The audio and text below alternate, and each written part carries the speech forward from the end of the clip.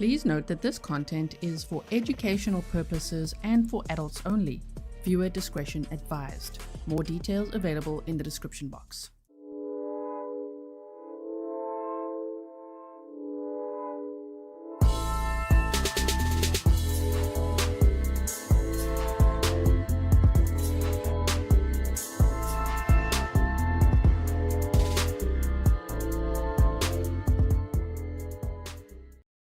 Hello everyone and welcome back to another live stream with me, Grizzly K. This is Grizzly True Crime and we are here to watch day 4 of the Meagan Jackson trial today.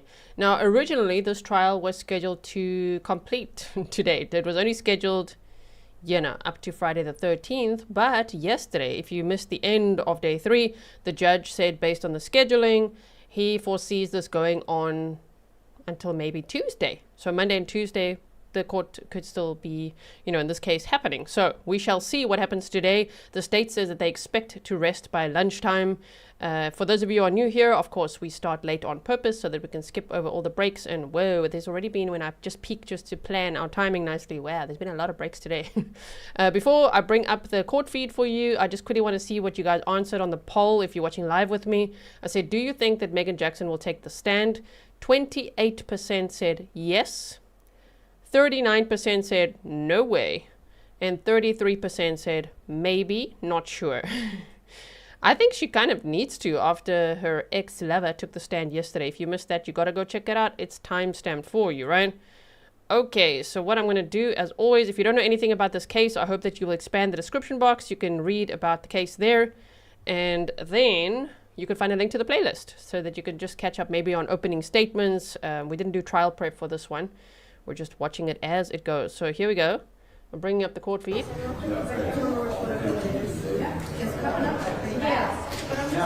a bit of sound. I expect it to be. There we go. All right, anything from the state before we bring the jury in? Nothing from the state, Your Honor. Anything from the defense? Yes, sir, Your Honor. Couldn't give you what Ms. Walker's sworn to get item number. I couldn't give you the item number, but there's a flash drive that was marked, it was identified to be an exhibit. My understanding that it contains the Cellebrite extraction from Meagan Jackson's phone. And just confirm, I think the intention is she intends to put it in evidence, Your Honor. That it is replete with incredibly insightful character evidence. Pictures of guns, emails going to Meagan Jackson, showing pictures of guns. It violates every court order you've made thus far, every ruling. Guns, videos of guns, a client shooting a gun, information about the abuse and neglect case, pictures of dead people's bodies, graphic images of my client and others, racist dialogue, pictures of a miscarriage, and any other disturbing thing you can think of. It is the most comprehensive character. It would be like a case study on improper character evidence. And so if that's not an argument I can make in front of the jury, I want to bring it to the court's attention. If she moved to introduce that, I'll be objecting under Rule 403. And I'm still in the issue with even attempting to reach the door. Bring it in, bring it in. Your Honor, the defense will agree that I can admit excerpts from that extraction report. Then I am happy to introduce that thumb drive as ID only. Because I have had Lieutenant Wells extract portions of that report that are relevant to this case. Okay. Yeah, because the extraction is quite voluminous. So I can have Lieutenant Wells identify that that is the extraction he did if defense agrees to the different excerpts from the report. I see. Okay. Yes, sir. I think that would be appropriate. Obviously, I would, take a chance to look at what those are, but that'd be fine. All right. All right, we'll follow that procedure. All right, anything else from the defense before we bring the jury? No, sir. Other than just, obviously, I can't wait. I don't know until I see it what the excerpts are, but yes, sir, otherwise, we're good. That's fine. There's got to be a relevancy issue to the case. Yes, sir. All right, let's bring the jury in.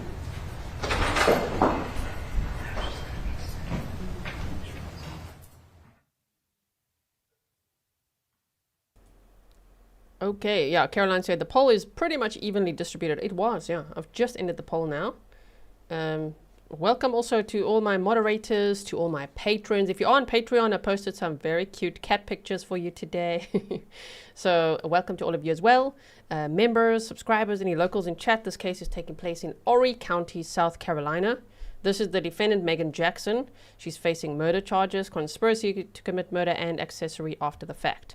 A question that I have, based on her former lover's testimony, is how can he be charged with and plead guilty to, and somebody made a good point, this comes from the comments section, how can he be charged with conspiracy to commit murder but then say he had no idea that that's what they were going there to do? Because he pleaded guilty to that. Interesting, very interesting. And his story, I went to re-listen to it. Sorry if you're hearing paper flapping. The paper is flapping here. His story of like, we went to the funeral home because she forgot her glasses there. And then suddenly she said, I have to go see Greg. Then she phoned him. Okay. There's a lot missing in that story, meaning she phoned him and said, what? You have to go see Greg, but for what? What did you have to go see him for at 10 o'clock at night?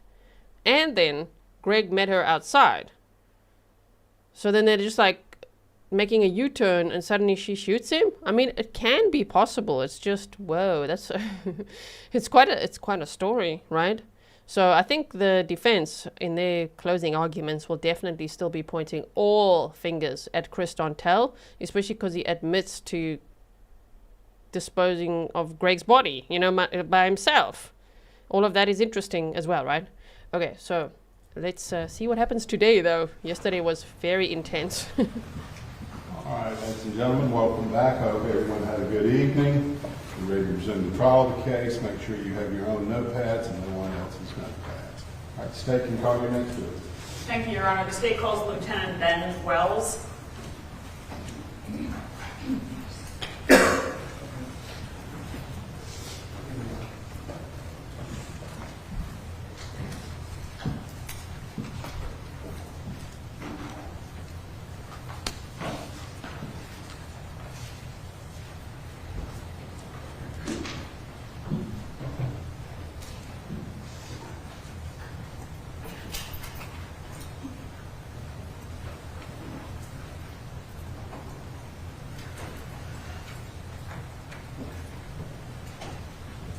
Please raise your right hand and place your left hand on the Bible.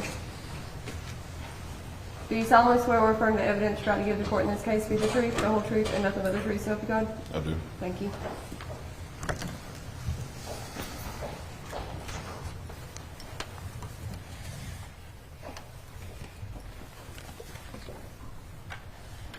Get you to state your name and then spell your last name for the court. I'm Benjamin A. Wells, W-E-L-L-S. May I, Your Honor? Yes. Thank you. Lieutenant Wells, where do you work? I work for the Horry County Sheriff's Office. And how long have you worked there? 24 years. What is your current position there? I'm a lieutenant over electronic crimes. What types of things does the electronic crimes unit do? We take cell phones, computers, and digital evidence and analyze it to identify anything of evidentiary value. Nice.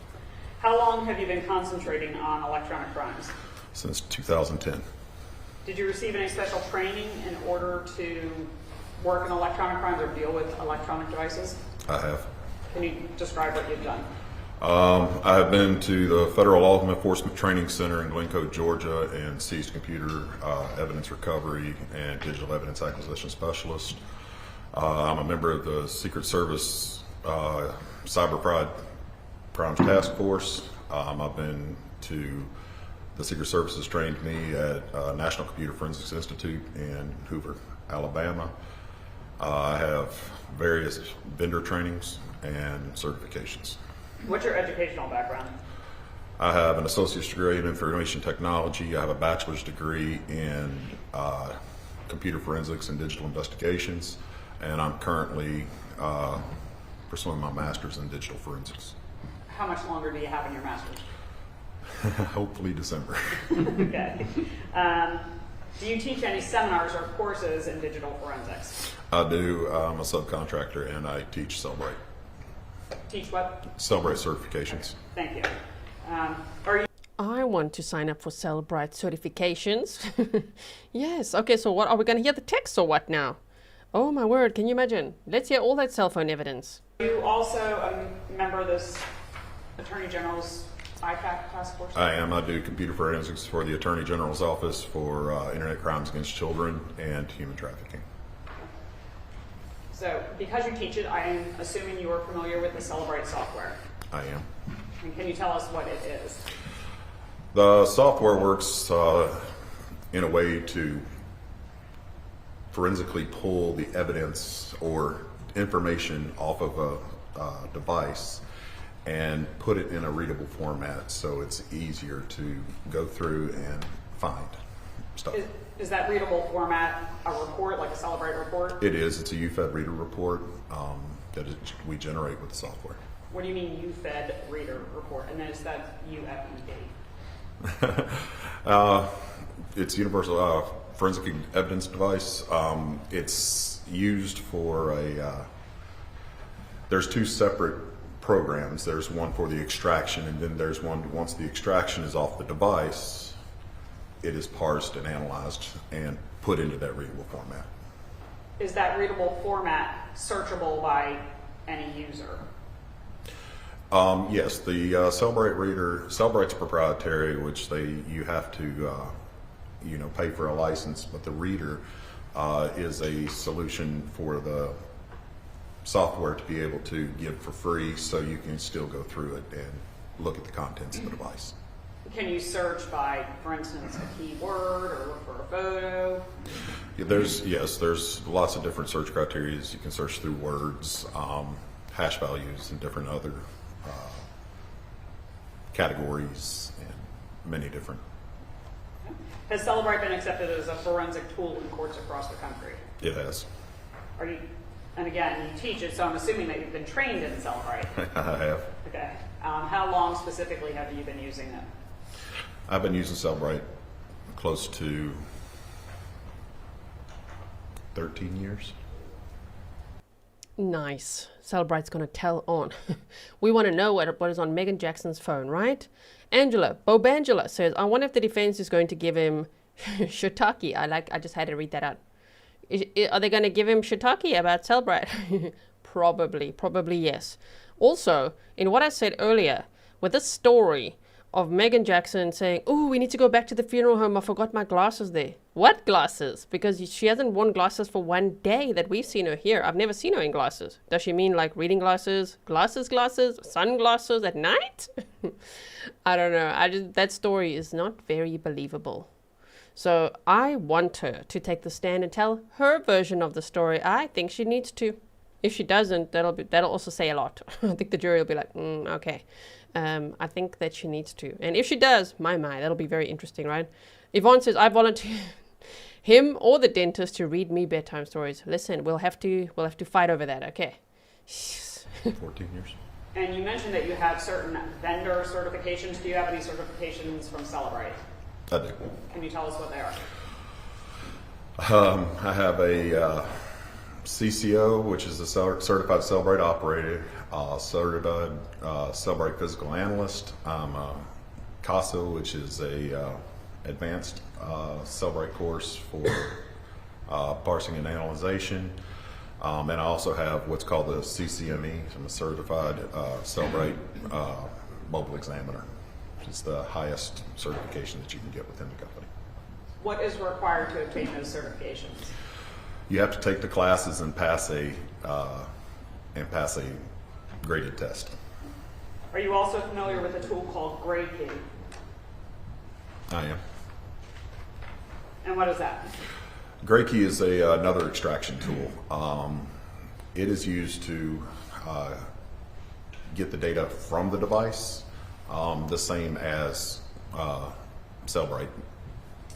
Have you been trained on using that tool? I have. And have you received any certifications in that? Yes, I have the Gregory certified operator. Approximately how many electronic devices have you examined using either Cellebrite and or Gregory? I would venture into the thousands. Okay.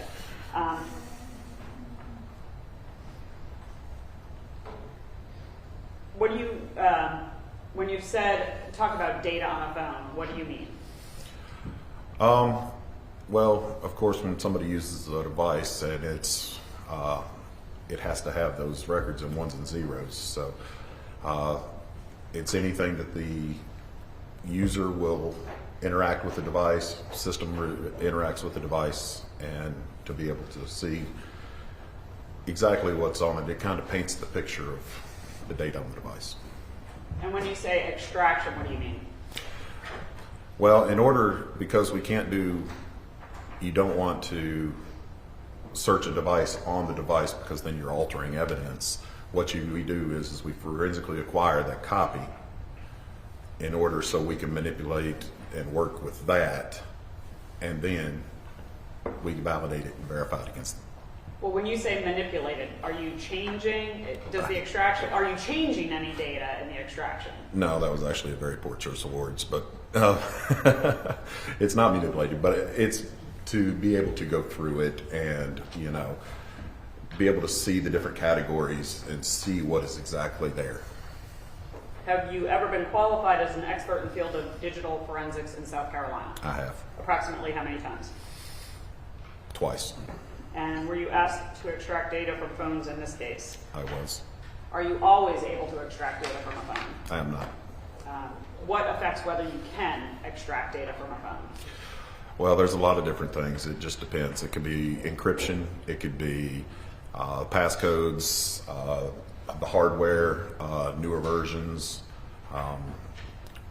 We're always trying to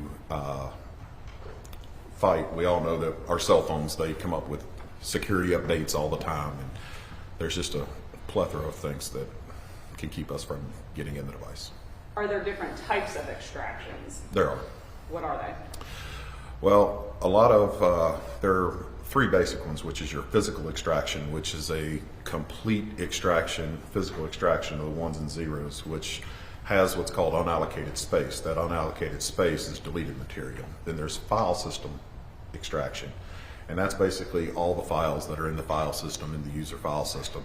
And then there's what it's called an advanced logical or logical, and it is basically what you see on the device. Now, when you talk about unallocated space for deleted items, does that unallocated, and I may not be using the right terminology, but does that unallocated space ever get written over so it would be potentially you would be losing deleted advice? In a physical, yes, in a physical extraction, yes. Your Honor, at this time I would offer Lieutenant Wells as an expert in digital forensics. All right, any challenges or questions? Yes, sir, a few questions. So, it's my understanding, I kind of get a feel for this. Which kind of extraction did y'all do? Physical or logical? What was the, Whatever we can get. which extraction did you do? Which type, the category? It depends on which device we're talking about. Okay. Which devices did you extract in this case? Objection, Your Honor. I haven't even gotten to the extractions in this case. This is just about whether or not Lieutenant Wells is an expert. All right. I sustain the objection. Okay. All right, let me ask you this. In terms of, what I think I heard you say was you did some physical in this case and some logical, is that right? Objection again, Your Honor. I'm going to allow that. Go ahead. It depends on the device. If there's some devices with file-based encryption that you can't do a physical. Okay. All right. Let's talk about your training. So you're still in the process of completing your training, is that right, in digital forensics? You're looking to get your master's? Completing my master's, yes. Yes, sir. Okay. In 2000, we're let's see, 4 years removed. So in 2020, where were you in your educational journey? Completing my bachelor's. You started it in 20, takes a while. Well, maybe my associates, and it could be. I'm not exactly sure when. Okay. But before that, I've received trainings throughout from the Secret Service and throughout the Department of Homeland Security in order to further solidify everything. I wanted to put a official degree behind it. Sorry, I didn't understand that response. I had a lot of training beforehand. Okay, all right. That's fair. And remind me what that training beforehand was specifically in. Specifically I've done trainings in advanced cell phone forensic acquisitions, advanced cell phone analyzation, network intrusion, cyber intrusion. Okay, and those things sound more to me like, it's just what I'm trying to understand. That training sounds like it is more related to finding out if somebody has committed like a cyber crime. Is that fair to say? There are trainings within that do that, yes, but this is what we call dead box forensics or mobile forensics. Okay. What specific training do you have related to extracting data from the phone? From extracting, I have the CCOs, CCPAs, which were week-long courses with the extraction. I did a 5-week course at the National Computer Forensics Institute in Hoover, Alabama, with the Secret Service to extract devices, and I also teach it. Okay. Are you intending to offer any opinions in this case related to digital forensics? If necessary. Okay.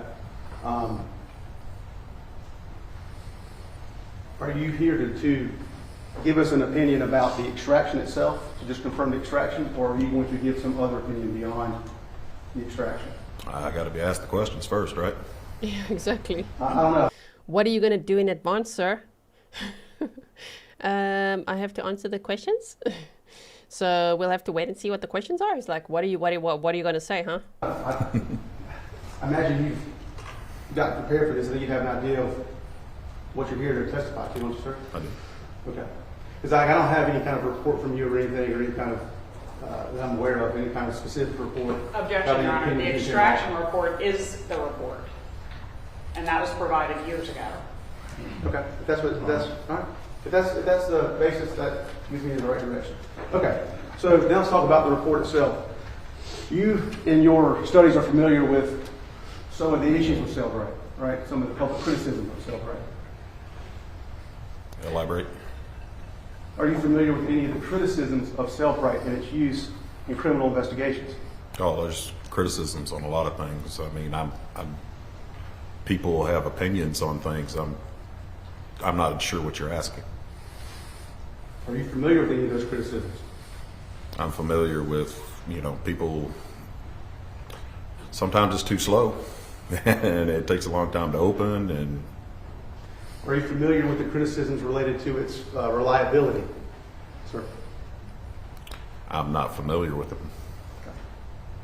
Are you familiar with criticisms related to the inability to to recover certain deleted items? Am I familiar with the criticisms related to the fact that there can be deleted material from a phone that the Cellebrite program will not allow to be recovered? That's not necessarily would be an accurate statement, because it's not necessarily the Cellebrite that's not able to recover it. There's too many variables within that would consist in not being able to recover data. Okay. You'd agree with me, wouldn't you, that in terms of one of the other criticisms is that Cellebrite can be manipulated, right? You can manipulate the extraction. Agree with that? Anything can be manipulated, but it's forensically sound through hash values and matching values to be able to ensure that data is not manipulated or changed at all.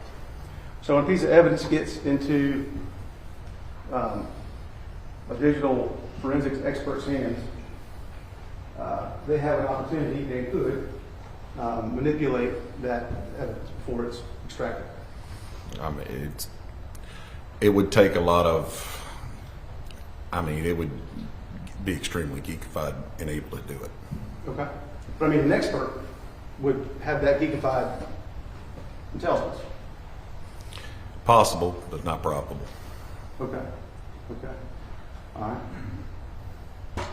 How about this cross-validation? Did you do anything in this case to cross-validate the extractions that you performed? I did. I validated the information by going into databases and looking at the actual information and being able to look in other softwares too. Okay, now I want to make sure I understand this. Are you telling me in the jury that you looked at every image on these phones? Absolutely not. Okay, all right. What did you review? I reviewed different things that were evidentiary value that were brought to me from the detectives. Okay, so you looked at cherry-picked portions of the extraction, is that what you're telling me? I validated it. Okay, so I just want to understand what was going on here. They give you a portion of an extraction, and then you would go validate that? Is that what you're telling me? They would. It's impossible for me to know exactly every detail of an investigation. That's what the reader is. It's a force multiplier. So in an event where there are massive amounts of data in a cell phone, and being one person being able to go through that, it's not just. You can't do that. It's designed to be a force multiplier so many people can collaborate and be able to come up with with the evidence that is needed in the case, and then it is validated by me. Okay. So we're in agreement that in terms of whatever evidence, if this evidence is in its pure original form, it is too voluminous to even be studied in completeness. Objection. What evidence? I'm not really sure. The extraction. Did you get that? That's why it's categorized and used into the Cellebrite reader, so it's able to be viewed. Okay. If you're looking at it as on a computer with a folder and you're trying to go through it by looking at folders, you will never be able to get through everything. Apps are sandboxed, so everything is, within its own app. So that's where the Cellebrite software is able to parse it, categorize it, and make it where you can read it, and you're able to search. And do you have any? Is Cellebrite software something you have any control over? Control as. I'm sorry. Do you know the methodology? Have you been involved in any way, shape, or form with the software Cellebrite, other than using it in terms of like its creation? No. Okay. Any of its algorithms? Cellebrite will not share that. Isn't that correct? It's proprietary. And so you're having to put your confidence in the actual software and program, right? Mm-hmm. You can't independently verify that the program itself is not flawed. That's not true. Okay, that's not true. I'm asking. Yeah, you can go validate. I can validate the information. You can use. I can go into the databases and make sure that it's reporting the correct information. Okay. But you can't validate the software itself, right? That is validating that the software is doing what it's supposed to do. Okay. Well, the software gives you a product, right? An extraction. Mm-hmm. Okay. How can you validate it? I can look at the device. Sorry? You can look at the device, but I mean, it's large, yeah. Okay. So it is extremely difficult, would you agree, to cross-validate the device? No. You can cross-validate it in small portions. Is that what you're telling me? No, I can generate a hash for the entire extraction. And that's what Cellebrite does, is it'll generate. Objection, Your Honor. I'd like him to allow the witness to answer the question.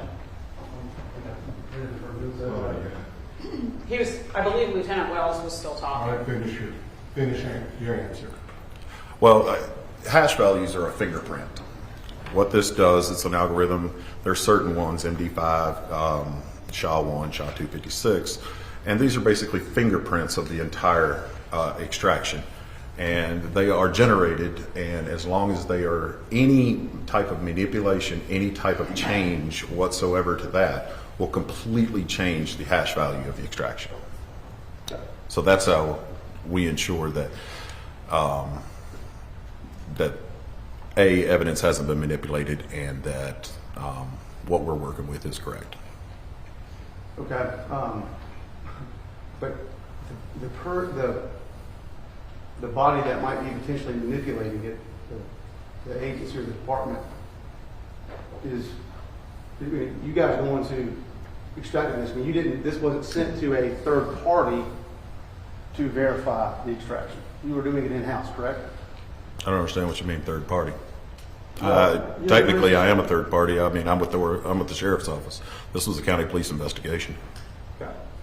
So I'm saying you're not SLED, right? Like, DNA samples, we send those over to SLED.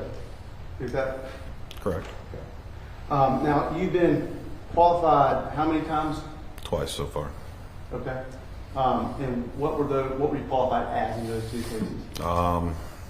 I was qualified as an expert in digital forensics, and I was qualified as digital extractions. I think it was a digital extractions. Okay.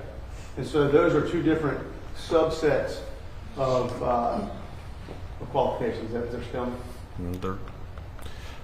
The digital extraction would be part of digital forensics. So the first time I was qualified would have been digital extractions, and then the digital forensics encompasses all of that. Okay. Let me just make sure I understand. Digital extractions and digital forensics, which one's the big umbrella? Forensics. Forensics, okay. And you've been qualified as an expert in digital forensics one time? And one time for that, yes.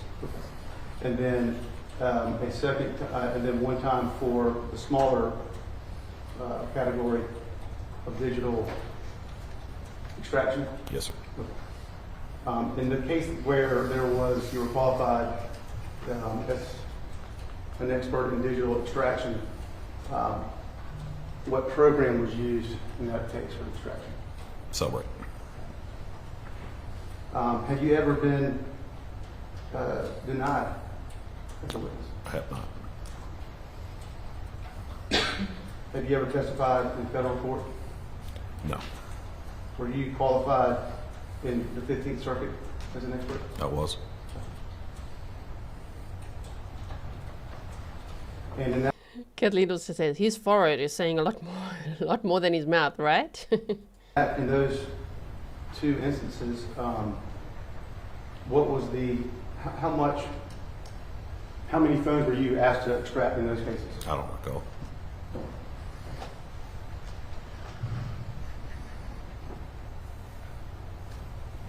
Looking at the judge. Based on my experience, I would move strikes witness as an expert. All right. I find this witness to be an expert in the field of digital forensics over the defendant's objection. I feel like applauding at this point.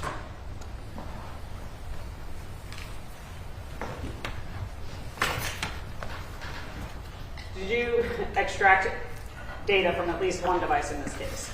Yes, ma'am. Okay. Was that, well, actually, let me just approach.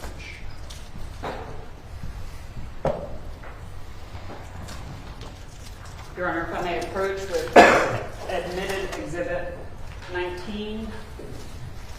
And actually, let me give you the extraction also. Yeah, bring up the text messages. She doesn't seem very worried, does she? Well, not today, at least.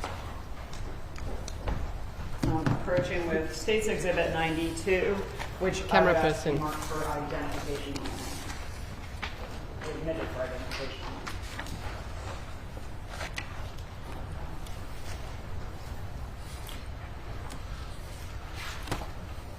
May I refer to my notes? Your Honor, may the witness refer to his notes to verify that that is the phone.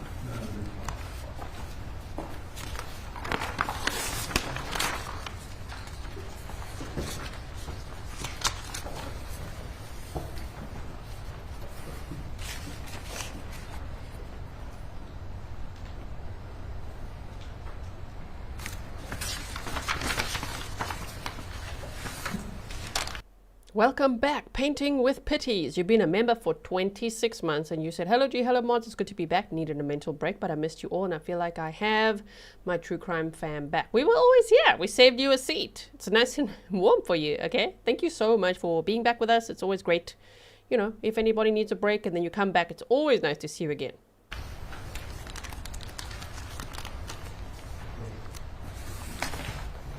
Yes, this is the phone. Okay, just make sure you keep your voice up, please. Yes, this is the phone. Okay. The device. And how are you verifying that? Well, first of all, each device has a unique identifier, which is IMEI, International Mobile Equipment Identifier. Our identity. Slow down a little bit. We're trying to type everything down. Sorry. And that's basically a unique identifier for the device, which I cross-referenced that with the report that's in front of me, or the pictures that are in front of me with the device. I have documented pictures of when I did the extraction, and I verified that the IMEI number is the same. Okay. And so is 92 the extraction of data that you performed from State's Exhibit 19? Yes. And Did you? Yeah. yes, it is. And how are you verifying that that is the extraction that you performed? I validated it before court and initialed this. Okay. Thank you. Do you need to keep this in front of you just so you're sure what we're talking about? Yeah, that's fine.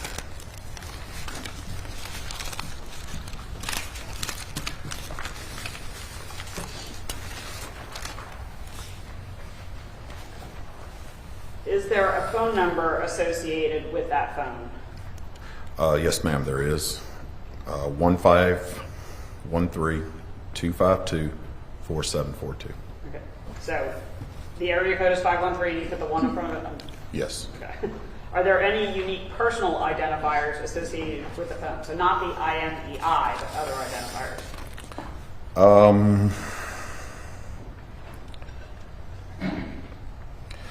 The owner's name is Mouse, and I believe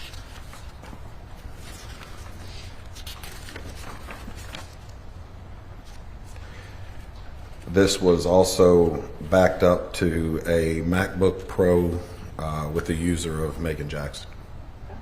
Where did you get that phone? It was given to me by Horry County evidence. Did they also give you the password to the phone? Yes, they did. Were you able to extract data from the phone? Well, obviously you were able to extract data because you've identified that already. When you performed the extraction, did you add, change, or delete any information? I did not.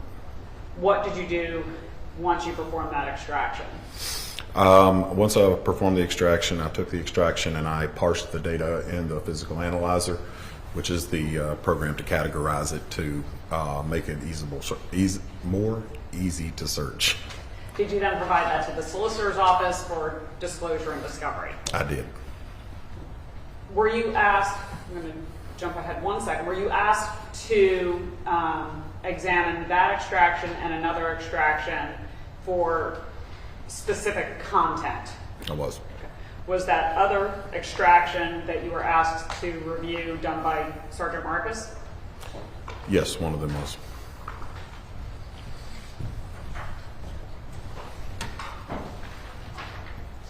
I'm approaching with admitted exhibit 95.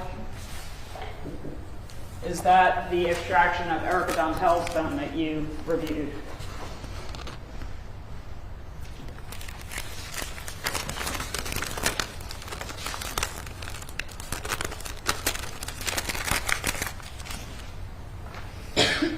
It is. If you guys didn't see Erica Dontell testify yesterday, you got to check that out as well. That would be the co-defendant, Christopher Dontell's wife. She's still married to him, and yeah, her testimony was really good as well. So now they're talking about extracting data from her phone, also in the context of Meagan and Christopher Dontell believing that Gregory Rice was sending messages to Chris Dontell's wife saying that the affair was going on between Meagan and Chris. So it's going to be interesting if they can prove that Meagan actually sent those messages, or that, I don't know. If they can prove that, that'll be interesting as well. We don't know that. That's just speculation. Not that Mickey says Uncle Google and Mrs. Cellebrite gonna get you. Definitely, yeah. So let's have a look what happens. How are you recognizing it? I recognized my signature or initials on the jump drive before I, or after I reviewed the content. Now, I think Mr. Britton covered that those extractions are fairly voluminous. So for the items that you were asked to examine, did you prepare excerpts of those voluminous reports? Yes, I did. So were you asked to examine, let's start with Exhibit 95, the extraction from Erica Dontell's phone. Were you asked to examine that extraction for any information on her phone of someone trying to expose the affair between the defendant and Christopher Dontell? I was. Did you find any? I did. And before I get to your first excerpt, does Cellebrite categorize data in much the same manner as your actual phone? So it would separate, say, photos, calls, messages? It does.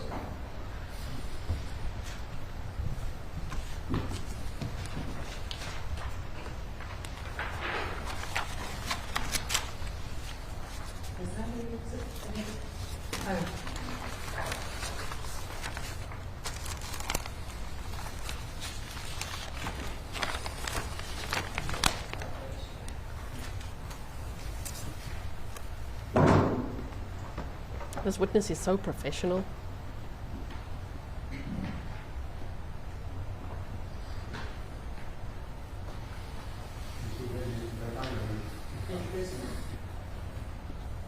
Your Honor, I would object this being reduced. There's character evidence on this.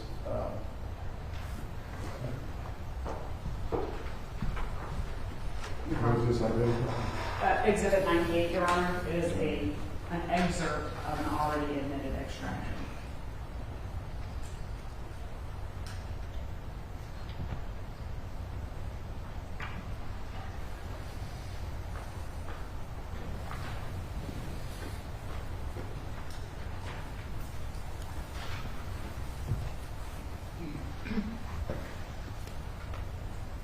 At least we're looking at the ceiling lights. We don't have, don't have to look at a fan for too long. Okay, and then what? Is that for sidebar? We want to analyze everything. Show us her face. Show us the sidebar. Right? His eyebrows are very expressive and his forehead. Yes. What is going on over there? What is the defense saying now?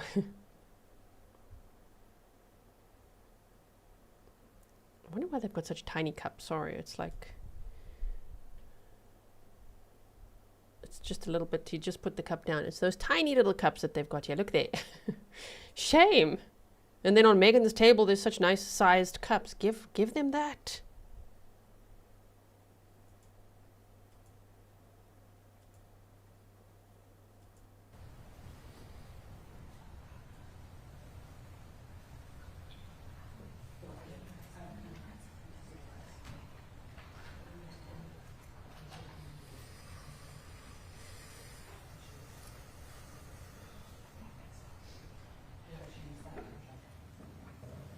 Your Honor, while we're doing that, if I can approach Lieutenant Wells. Correct. Yeah. I'm showing you State's Exhibit 98. Is that an excerpt that you prepared regarding information that word of the affair was sent to Erica Dontell? It is. Your Honor, at this time, with the redaction, I would move to admit State's Exhibit 98. All right, State's Exhibit 98 admitted into evidence over defendant's objection, subject to the redaction corrected by Yes. And I've redacted the physical copy. I'm just waiting on redaction of the digital copy. That's fine. In what part of the phone did you find that evidence? This was located in the MMS SMS database. What's that for those of us who don't speak that language? Everything has to be, information is stored in databases, so it's accessible by the applications. And this is where a database is a large Excel spreadsheet, essentially. And it's separated into columns and rows. And this is where it stores that information on the back end to where the application or the device can show it to you the way you see it. I'm sorry.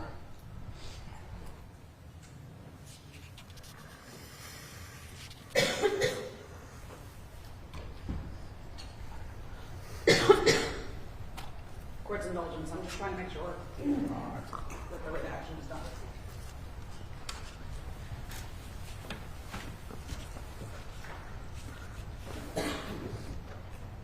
Okay.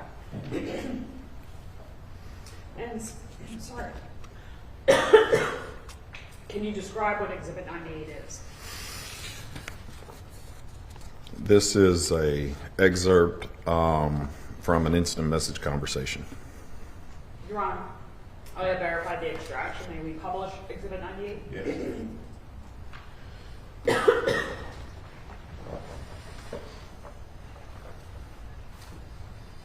And so, what are you able to tell what program was used to send these messages? From the party, the from party, it's registering as contact@textforfree.net. Are you familiar with Text for Free? I am. Can you describe to the jury what it is? Text for Free is it's a texting application that you can use if you don't have cellular service.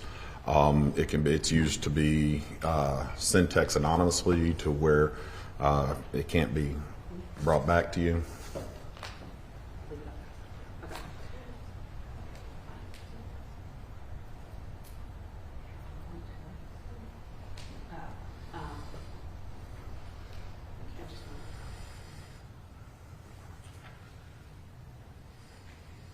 Okay, you want to zoom in on the first one. Does that show when the first text was received? Yes, the direction was incoming, so it was. It came at 9/27/2020 at 3:35:27 p.m. And what is that first text? Your number is posted on the special ed curriculum. I thought you should know. I found out your husband has someone else pregnant.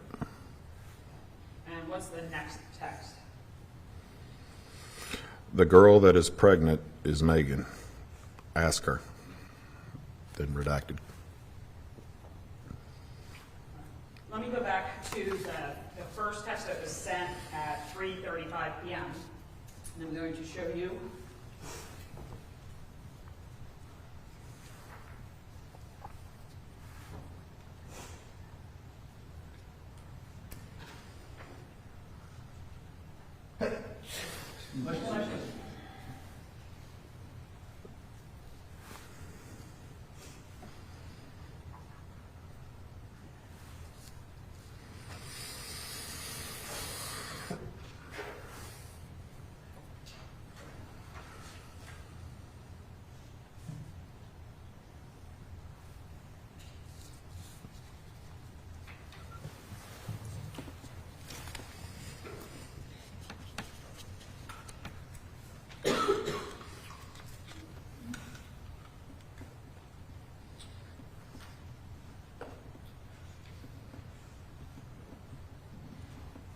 I went to the website, textforfree.net. It exists, obviously.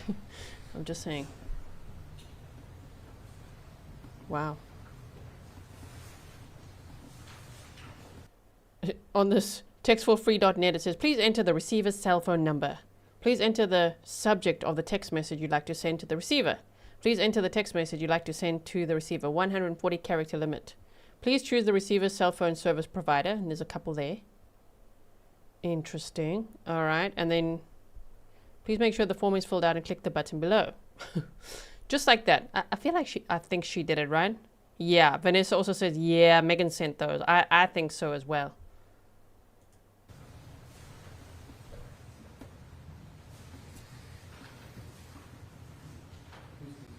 I dropped my pen. I'll be right back. Your Honor, I'm approaching with State's Exhibit 156.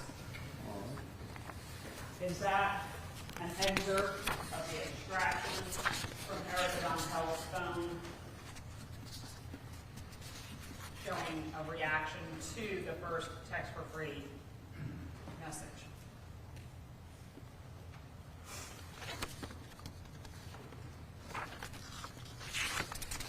Yes. Your Honor, at this time I would move to admit State's Exhibit 156 in public. Yes, sir, Your Honor.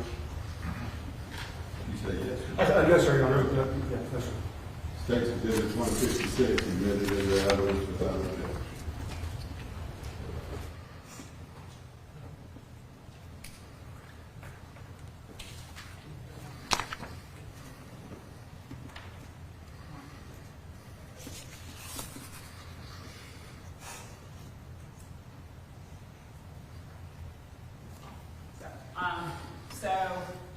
And this again was from Erica Dontell's phone.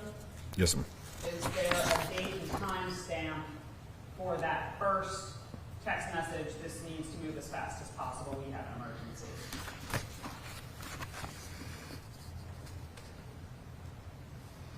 Yes, ma'am. And what is it? I'm sorry.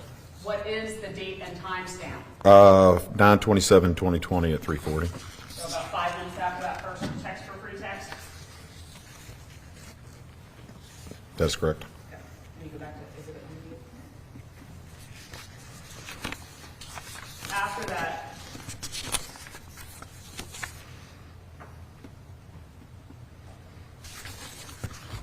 that, first text at 3:35, did text continue to come in from the Text for Free app? After the 3:35, yes. When was the next one? 5:45, 23 p.m. And what does that text say? The girl that is pregnant is Meagan. Ask her, question mark. When did the next text come in? The next text would have been at 7:25 on 9/27. And what does that say? Meagan Jackson, Chris Dontell, Savannah Rice, Josephina Nakawatsa, Flight 4652 Myrtle Beach, September 24th, 7:01 a.m. Flight 1944, Jacksonville, 10. What was the next text? Next one was 7:25 on 9/27. Ask her neighbors how often his... It's cut off on this one. And why would the text message be cut off like that? Why weren't you able to recover the whole thing? Well, this is in a timeline, so it would have cut it off. It could have. There's a lot of different reasons that it couldn't have pulled it. What's the next text? It's a link for https://ibb.co/BQHR82R. Okay, and what is IBB? IBB is a image hosting site. What do you mean? Well, if you want to share an image or without directly sending the image, you can upload it to the site. It'll create a link for you, and then you can just send that hyperlink. Did you, in fact, follow that link or type that link into a browser and try and pull it up? I did.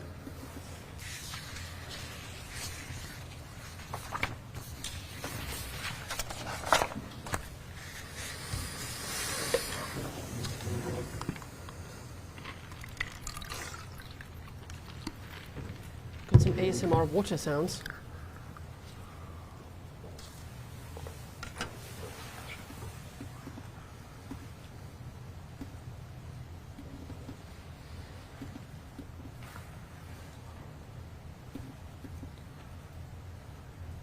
Okay, she looks a little worried now. Are you just identifying this, or are you trying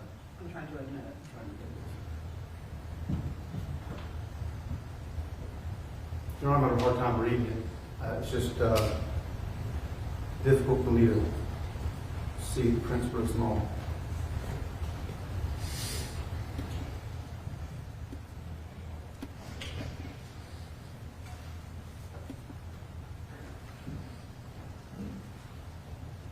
Your Honor, I may need something else out of the presence of the jury to decipher this. I can't read it. Give a. Let me see it.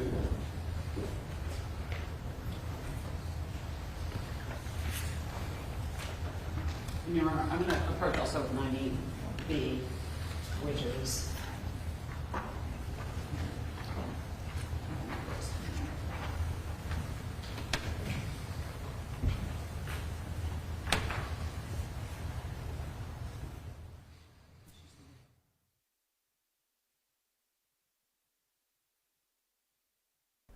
Yeah, Meagan Jackson, the defendant, all animated, and now she looks really worried.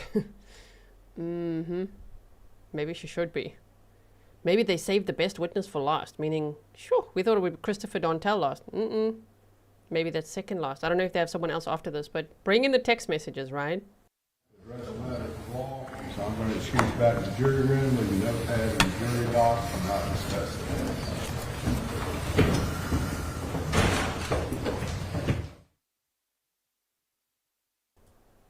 Okay, the jury's exiting.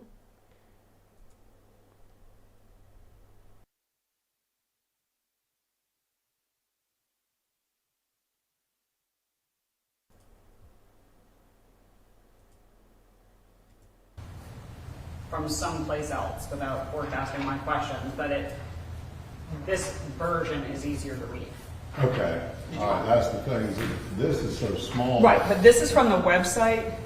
This is from the website, so we can't control the quality. 98A is from the IMGBD website, so that's how it pulls up. We have no control over the clarity of that. But I mean, if I can't read it, how can the jury read it? Because this is the same conversation, and you can match up the readable portions of the blue portions here. I think are the ones that are difficult. So 98B B is just a larger printed form of 98A. from a different source.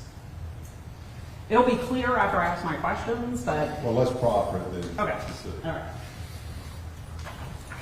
I'm just going to give you 98A and 98B. Oh dear. All right, so is 98A the image that you accessed using that IBD link? It is.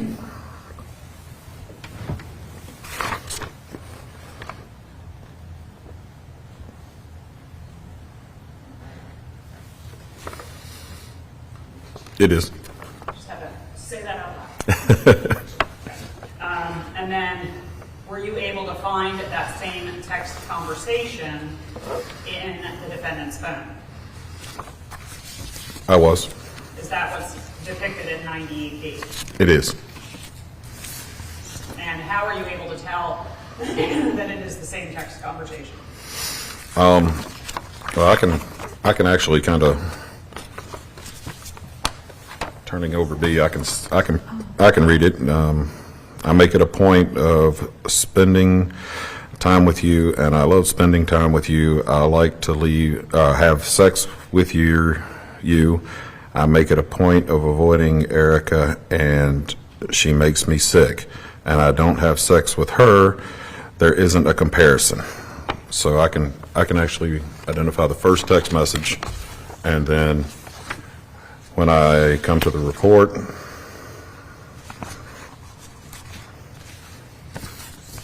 And Your Honor, if I may, can we pull up the digital version of 98A? Ms. Waller has it on her computer, and it appears more legible than the printed version.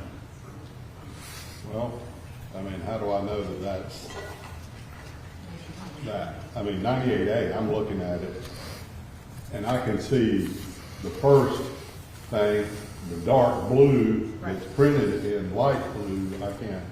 Well, you'll be able to tell it. Your Honor, we'd be able to. Hold for a second. You're going to have. I mean, I don't have any problem with the way, with the proper testimony.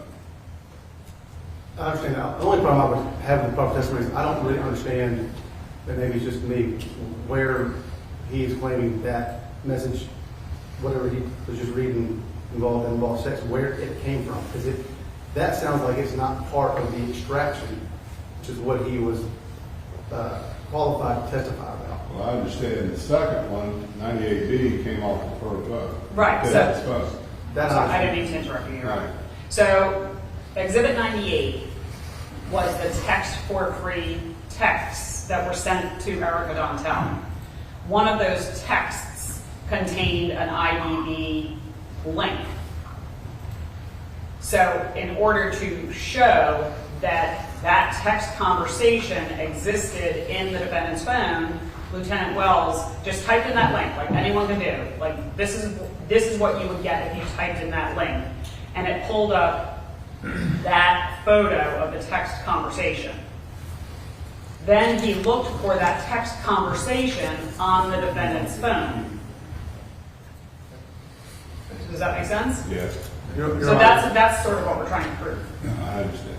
I don't be disrespectful, but I feel like he should be excused during this conversation. No, I'm going to go ahead and I'm going to allow it. Hold on, could I just be heard on it? I think what they're trying to do, as I'm hearing it on now, and I think it's extremely prejudicial and very misleading.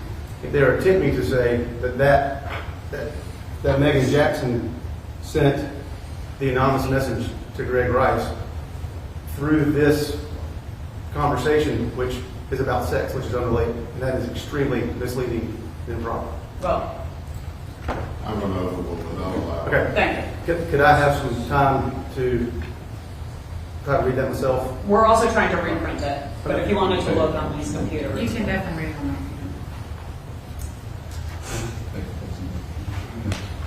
on And John, just while I'm having a chance here, as we're in the break, this isn't anything in terms of a confrontation clause issue. This is not a position.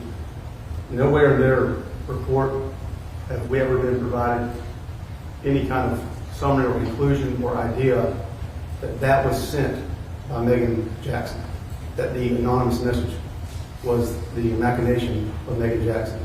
That is a new position they have taken at the start of this trial. And now they've come in and qualified an expert to try to link that without her having any opportunity to confront that. It's completely improper. Overrule, I'll allow it. Okay. Thank you, Ron. May I go approach this computer for a second? All right.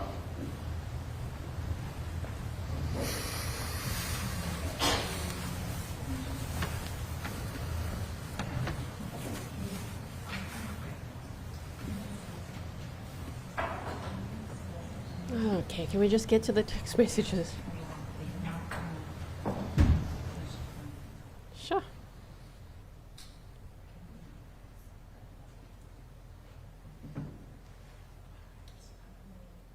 This is when they take a long break. We need to take a break or anything before we bring the jury back in. Yes, sir. Yes, we're just trying to print it downstairs so that it's in color and perhaps more readable. It's just to a better printer. I think it'll come out clearer, Your Honor. How long will the break be? 5 or 10 10 to be safe, I would say, Your All Honor. right, let's take a 10-minute break. We'll come back. Officer Wells, you cannot discuss your testimony. Okay? Yes, Your Honor. All right, we'll break for 10 minutes. And that ended up being 45, which is why we started a bit later. Linda, you said use burner phones for crimes. How about don't commit crimes? No, not use burner phones for crimes. Do not commit crimes. Right? Okay, so we're going to teleport forward now. I wonder what happened, because, you know, I monitor the feed so we can see what time we can start. And it's like, damn, 10 minutes turned into an almost hour-long break. So let's go forward now. It's almost like a lunch break. Here we go. Okay, ooh, I can see text messages are going to come up. Wait. We're going for it. There. Look at the picture. Here we go. No, Your They're Honor, back. other than we have put 98, 98A, and my flash drive. I've given a duplicate to the defense because it's easier to read on there. So this one will be for the jury. All right. Anything from the defense before we bring the jury in? Yes, sir, Your Honor. All right, let's bring the jury in. Do we need to attend some of that? Do you have one or? Yeah, otherwise I can learn this afternoon.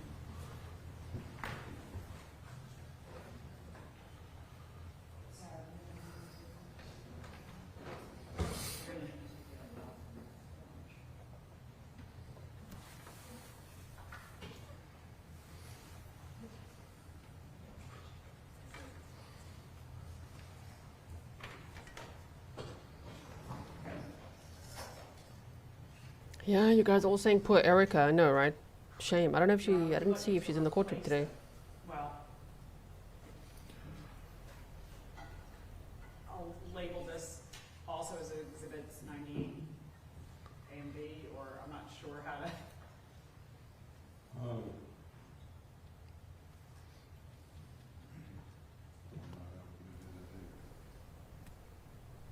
Well, I mean, I guess we can figure that out later because we'll be projecting the digital version, which I think is. It's very soft now, the sound, okay? It's on here. Now it's going out. Jenny Lynn said, that way of thinking will land someone in the hot seat. I know, right? We don't want to see, there will be no Grizzlies in the hot seat, meaning committing any crimes. No, we don't do that. You said when crimes are committed, burner phones, and usually more crimes are found. Like Rex Heuermann, he used burner phones. Now he's the suspected Long Island serial killer. You know what I mean? He was all about the burner phones. Yeah, burner phones. Okay, so let's go forward.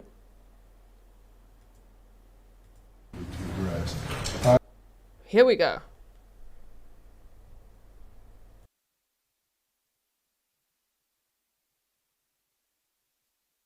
Notepads. I want to apologize for keeping you in the jury room for so long, but we did have some matters we needed to address.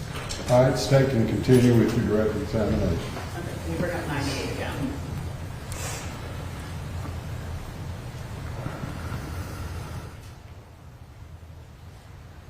That's okay. So this line 8, this, because we did take a long break, can you explain IBB.co again for the jury? IBB.co, it's imgbb.com. It's Slow down a little bit. it's a web hosting for images. You can upload an image. It'll create a link to be able to share it. Do you know whether those links are ever duplicated? In other words, would two, okay, you're answering. So there would not be, say someone uploaded BQHR82R, and then do they have the ability to take it down? Yes, they can. I believe it can be taken down. And then if someone else uploaded an image, would that file name ever be reused? No. So looking at line 8, did you go to that link, IBB.co, with that file name? I did. Okay. And is that what's depicted in 98A in front of you? It is. Your Honor, I would ask that 98A be admitted. All right, he's good. Yes, sir, Your Honor. State admitted 98A, admitted into evidence without objection. And may it be published, Your Honor? All right. Thank you.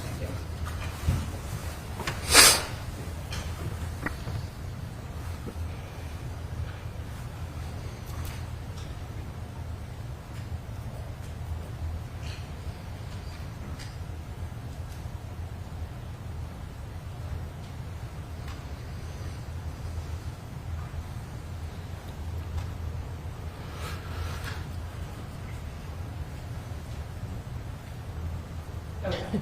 The suspense. And so down here where it says image link, what is that? The image link is the address, basically the same as the web address. It's the web address for that image and the So page. that's the link that was contained in the text for free text? Yes, that is. Okay. Can you show the text itself? and then zoom in a little bit.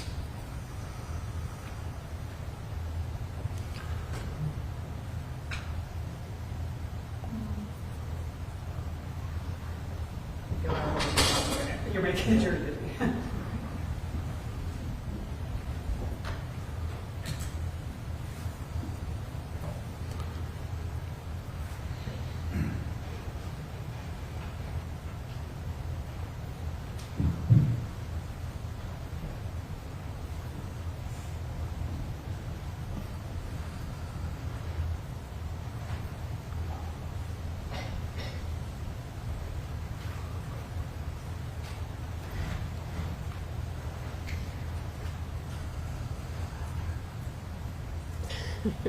Are they going to read this one out? Were you able to find this same text conversation on the defendant's phone? I was. Is that what's depicted in 98B that you should have in front of It is. you? And Your Honor, at this time I would ask that 98B be admitted and published. Any objection? Yes, sir, Your Honor. 98B, State Exhibit 98B is admitted into evidence without objection.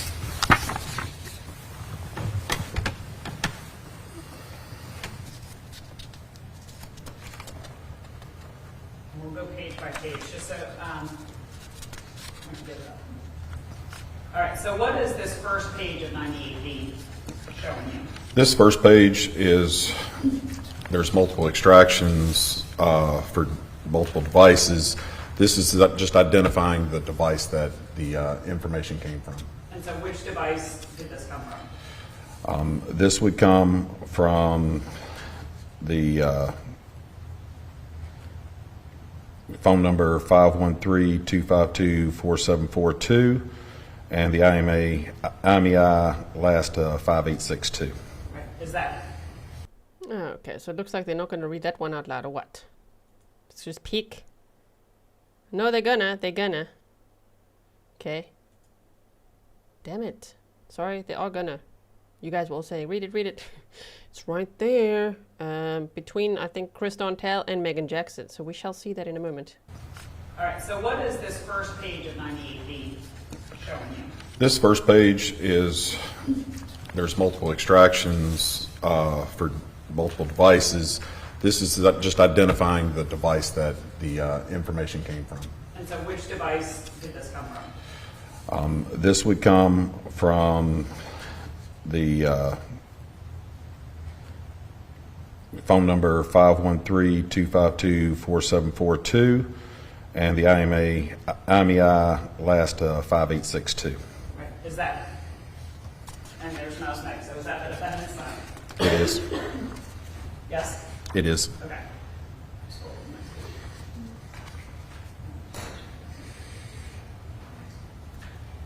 And Okay, from Meagan's phone. so, and is this, are you able to print out text conversations sort of in different formats from Cellebrite? So like this is, I always call it the bubbles, Yeah. because I like the bubbles better. Yes, ma'am. Okay. And did you compare this text conversation in 98B with the one in 98A? I did. And they appear to be the same? They are. And what is the date of this text conversation? 9/15/2020.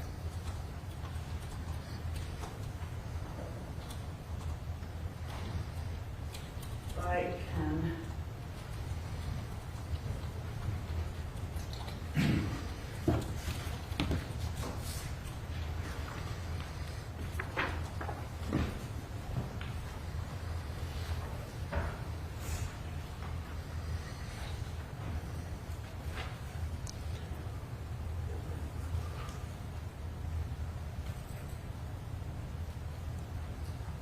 That's just a thing which extraction is on, so that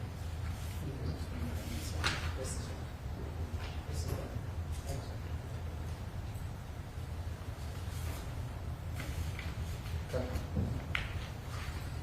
Your Honor, if I may approach with State's Exhibit 100.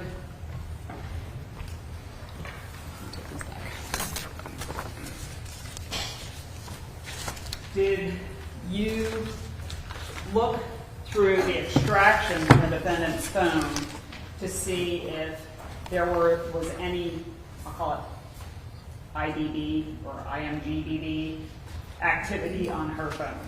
I did. Did you see any evidence of such activity on her phone? I did. Is that what's depicted in Exhibit 100? It is. Is that an excerpt from the full extraction? It is. Your Honor, I'd ask that Exhibit 100 be admitted. Any objection? That's right, Your Honor. All right, states Exhibit 100 admitted into evidence without objection. May it be published, Your Honor. Yes. You guys read it, right? Or do you want me to read it? I don't know if they're going to read it now.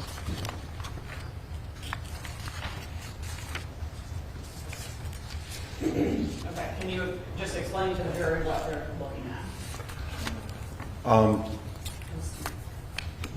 In the readable format, it puts it, if you'll see where types is, that it came from the notes application. Like this? And I'm sorry? I was just showing, because some jurors are looking over here, so. Oh, I'm sorry. So the event is that is the contents within the notes, and this is a list of different IBB.co web pages and web addresses. I'm sorry. Okay, so we're somewhere around here. Let's go back to it. Okay, so Chris Dontell says, I make a point of spending time with you, and I love spending time with you. I like to have sex with you. I make a point of avoiding Erica, that's his wife. I make a point of avoiding Erica, and she makes me sick. And I don't have sex with her. There isn't a comparison. Okay. Wow, look how he talks about his wife, hey? Even if he's just trying to say all the right things to his jealous, I don't know, mistress. She's like, how dare you sleep with your wife? I would. Charlene, thank you. Thank you so much. You said you need some compensation for having to read that trash. I appreciate that compensation. Thank you, Charlene. So then Meagan Dontell says, yes, but you say you reject her all the time. Therefore, I felt like you were treating me like her. I'm not going to, now what does that say? Because that one, I don't understand. I'm not going to, the word she corrected was, oh. I'm not going to, does she say do dog? If you want to eat somewhere later. Is that what that says? Ew. And then he said, I didn't reject you in any way other than saving you from having to deal with nasty, gross balls that probably smelled like body odor and asshole. Yes, I said that online. My man. I spent time with you, I touched you, and I kissed you. And she said, okay, I'm not sorry I was upset about it, but I can drop it if you can. Wow. All right. So, yeah, Kay Watermelon says, if you go forward, it shows it all clearer. Well, not really. They only showed a few of these bubbles over here. Right? And then they don't show his horrible message. So, yeah. Let's just see if they scroll down slightly. No. See, they show it up to here. Ew. You guys made me read that out. Thank you. Let's see. Charlene, thank you for the compensation. That was rough. I had to say all that. Ew. Okay, so let's now move on to where they are. I'm sorry? I was just showing, because some jurors are looking over here, so. Oh, I'm sorry. So the event is that is the contents within the notes, and this is a list of different IBB.co web pages and web addresses. I'm sorry. Okay. Did you then, does this tell you when that list was created? 9/27/2020, 7:01:56. And what does the modified date and time mean? It's whenever the created date was whenever the actual file was created, but the modified could be when it was changed or deleted. Did you then go to each individual IBB.co link to see what was there? I did. Meagan, what are you arguing about now?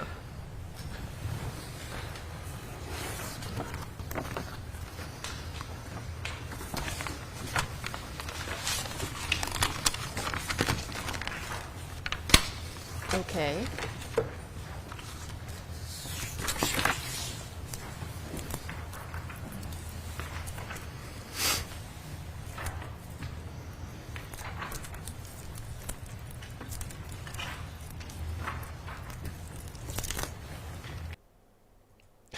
Sorry, hold on. Lemon Lime says, Dead Dog is a restaurant in Murrells Inlet. Have they considered rebranding? Dead Dog is a restaurant. I don't know if that's what they were talking about, though, because his reply was definitely interesting if she was mentioning a restaurant. He took it another way.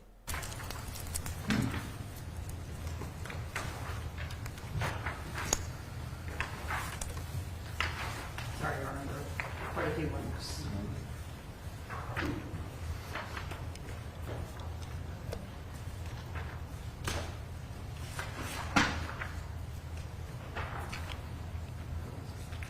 When you went to those individual links, did you create exhibits of each link?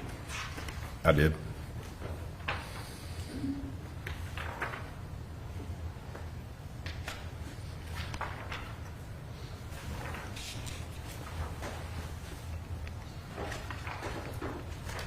Yeah, Pernil says, I don't want to eat stinky balls at Dead Dog. Just saying.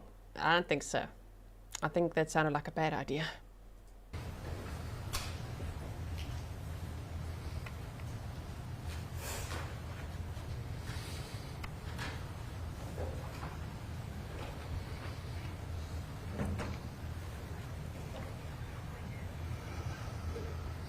Your Honor,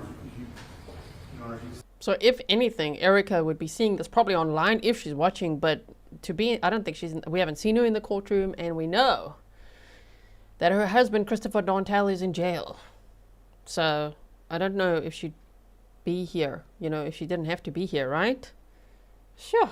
And it got worse, if she's seeing the shame. I've been handed a pretty decent number of exhibits. I'll take my best to go through them. It's just not so much to keep everybody away. But these are simply those links that were provided many years ago, just plugged into the search engine.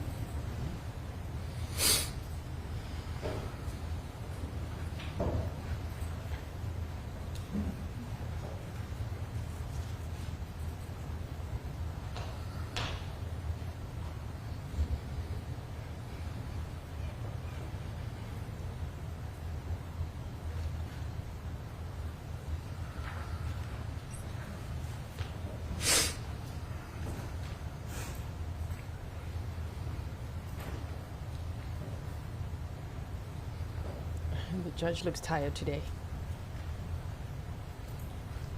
Oh, the defense. They're doing their job, but damn. Let us see the text. Your Honor, just my initial, without going through each one of these, each of these is there's no date on these documents. I don't know what date this is pretending to have been from. How are we Pretending identifying to. those? Your Honor, so that would be 100 A through S, I believe it is. And each exhibit corresponds in order to the IBD.co files that are listed in that notepad.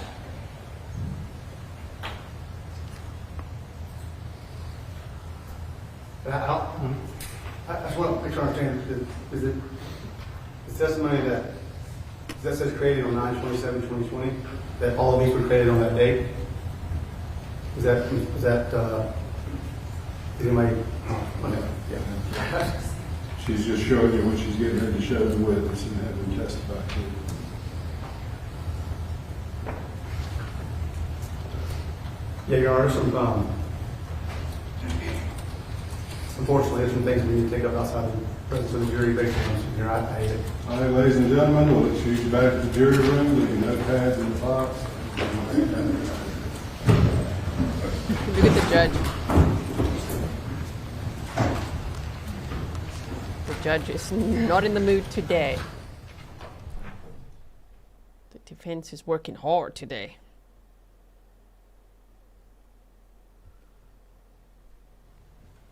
Okay.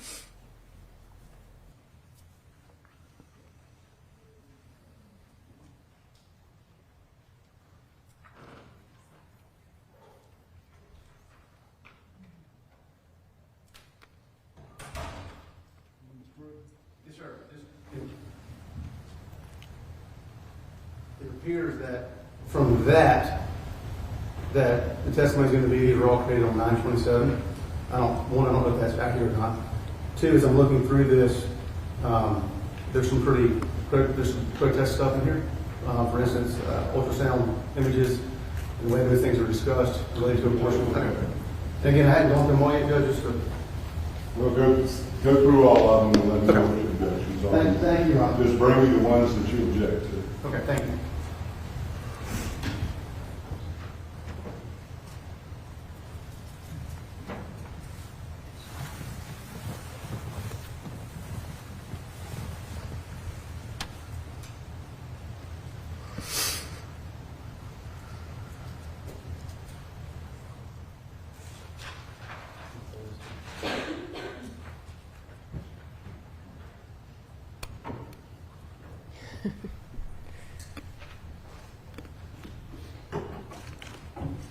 Shame this judge.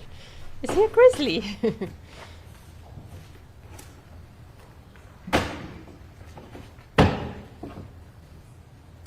Okay, so let's go forward a little bit. Shame. Oh my word, judge.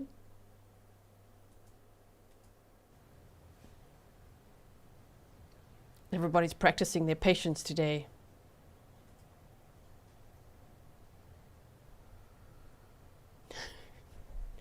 Looking at the defendant, that's a snarky face. I recognize it.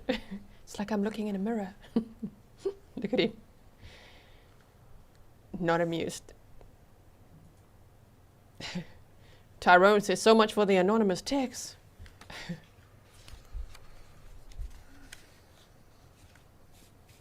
Hi, camera person.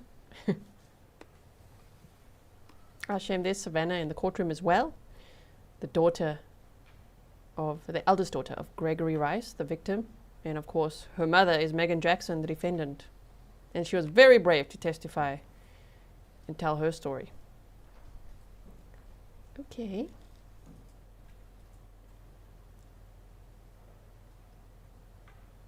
Yeah.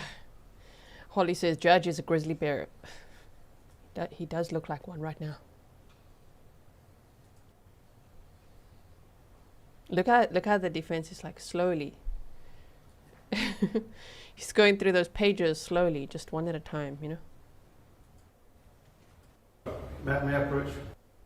Okay. I'm not going to do it on my own report. What? Matt, may I approach, Your Honor? All right. Well, they're still my exhibits, so I need to be able to see what you're objecting to. Wow, did you see that? Did you see that? The prosecutor put a hand out, like, give me my exhibits back. And he's like, no. Oh, wow. Okay. That was rude of the defense attorney. I don't like it. Sis. The prosecutor's like, those are my exhibits, so I have to see what they're objecting to.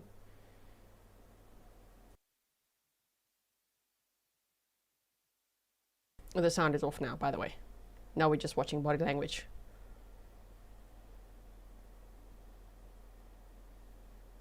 Yeah, Pernille says, manners, defense. They don't have that today.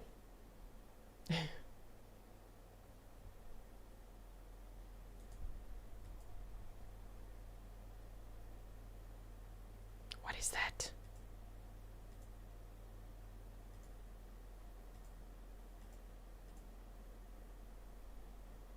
Damn, that's a long sidebar.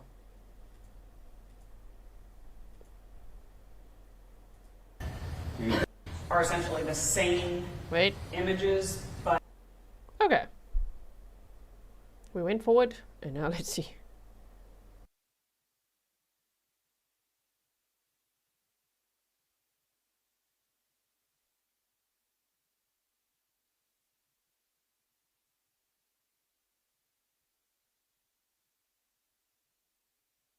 Yeah, Marnie says, ooh, did you see that snatch of the defense's hand? How very rude, right? Okay, the prosecutor got her exhibits back. Your Honor, 100A2 through 100S2 are essentially the same images, but retrieved from the defendant's phone.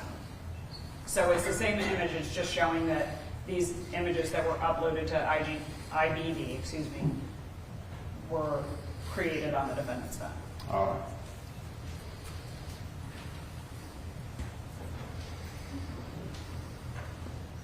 Anything further from the defense before we bring the jury in? If you want to hear me now on the foundation plan, or is she going to try to lay that? She laid the foundation in, Your She Honor? hadn't laid the foundation yet, no. And just my general objection to it under Rule 403. All right. Anything further from the state before we bring the jury in? No, Your Honor. All right, let's bring the jury in. Okay.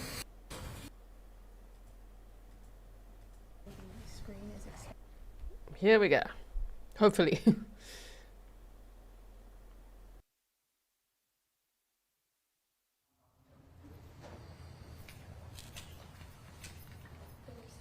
on the table, so if you get a low connection, and then also the screen is extended, so if it shows up and it looks like it's not showing up on these screens, just turn it to the right.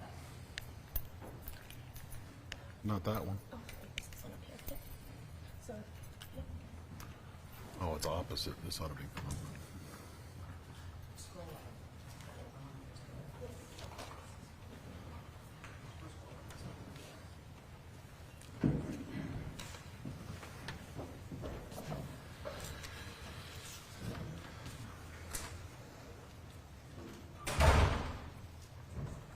All right, ladies and gentlemen, welcome back. Make sure you have your own note cards. All right, you can continue with direct examination. Thank you, Your Honor.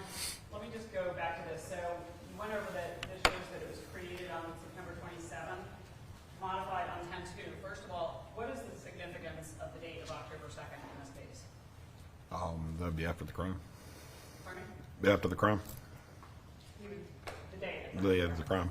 And then the modified date and the fact that it's showing deleted and trashed, what does that mean? That's most likely, that's when it was modified and the file was moved to the trash. Now, when in the course of your analysis, review of these items, did you go to each individual IBB.co link? I did. Did you create printouts of what you found at each link? I did. If someone went to that link today, in all likelihood, would that image still be there? It will. Your Honor, at this time, I would like to approach with Exhibits 100A through 100S. If you can review those, please.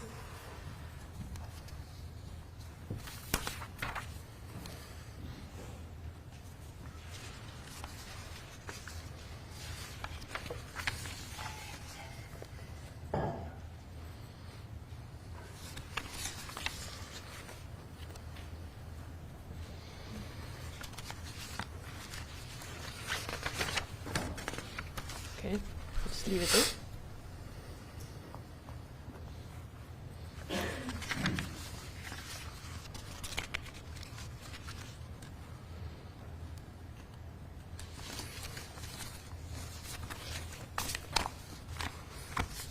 Yes, ma'am. Are those the printouts that you created from each of those links? They are. If we can start with 100A, please. Wait a minute, is that what we did that? Oh, I'm sorry. Thank you, Your Honor. Thank you. Your Honor, I would move for addition of Exhibits 100A through 100S. I apologize. All right, states exhibits 100A through 100S admitted in the evidence of the defendant's objection. Your Honor, ma'am, just state one more objection. I haven't had a chance to state yet. I want to have a chance to lay the foundation. This says created on 9/27. This witness cannot and has not testified to the date those images were actually created. That is not an accurate date in terms of creation of those documents. And he can't, it's impossible for that to be true. 100 after 100 as admitted in evidence over defendant's objection. Okay, and just to clarify, that create a date, is that for the notepad entry? Yes, that would be the date that the note was created, not the links. Okay, so let's, may I publish them, Your Honor? I apologize. Yes. 100A, please.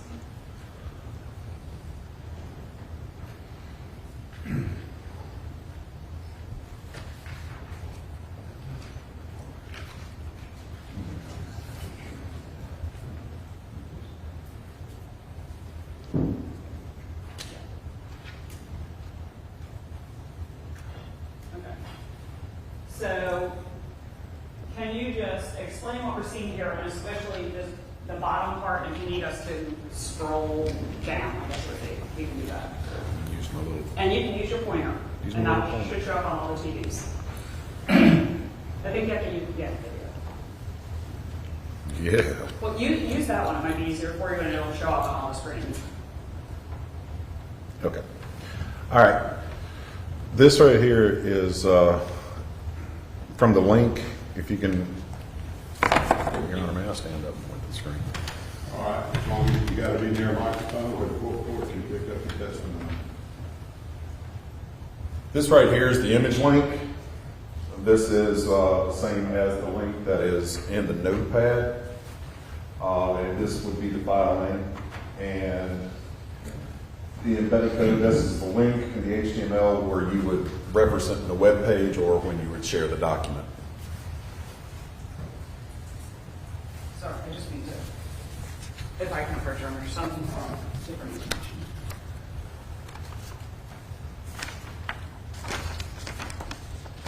Okay.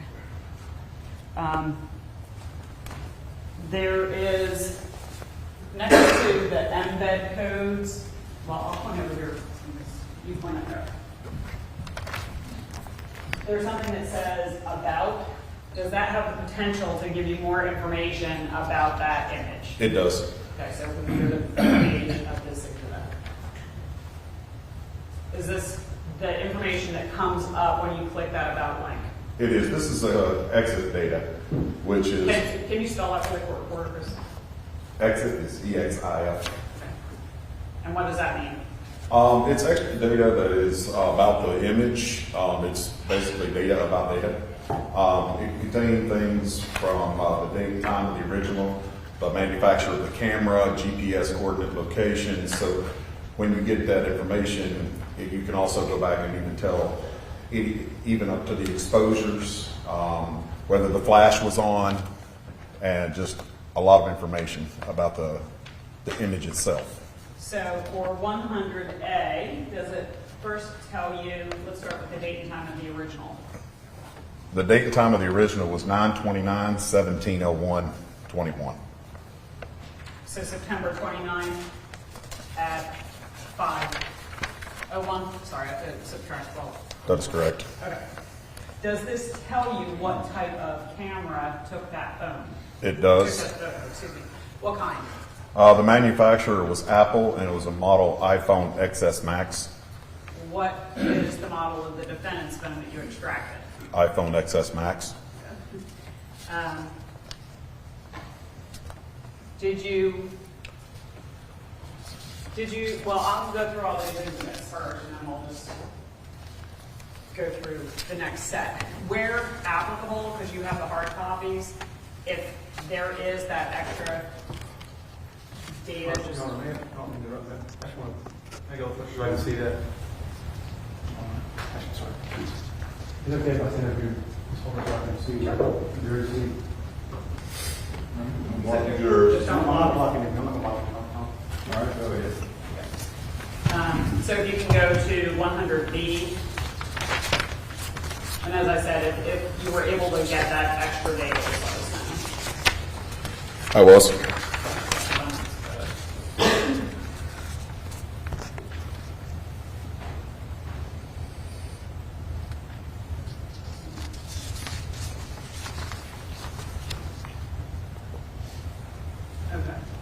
And what can you tell us about this image? This image is also one of the the image link was included in the notes. I can also say that it was the manufacturer of the camera that took this picture was an Apple iPhone XS Max, and the date and time of the original is 9/29 at 17:01:27. And if you can just, sorry, can you say September 29th in the time? Otherwise, it's like a whole lot of numbers, and I want to make sure we're getting the date and the time separate. September 29th. Okay. Just scroll up to the 30 so they can see. Okay. And that's where you were getting that date created in the camera? That is correct. Okay. 100C.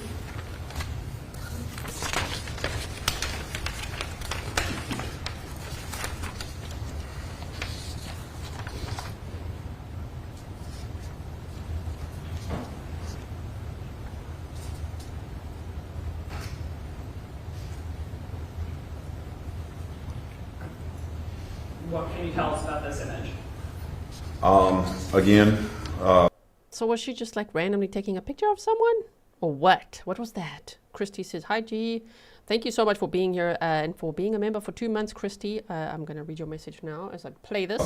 this is image link. The image was from the notepad on the device. And again, the manufacturer was an Apple. The model was an iPhone XS Max. And the date and time of the original is September 29th, 17:01:41:2020. And just to save time, when you are giving us that information, that means that that third page is there? Yes, ma'am. Okay. 100D.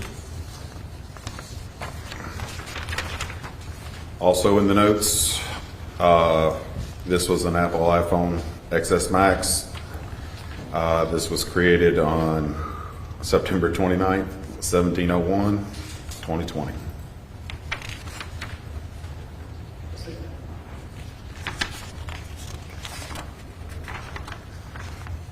So just for anyone wondering, if they're saying September 29th of 2020, that would be a few days before Gregory Rice was murdered.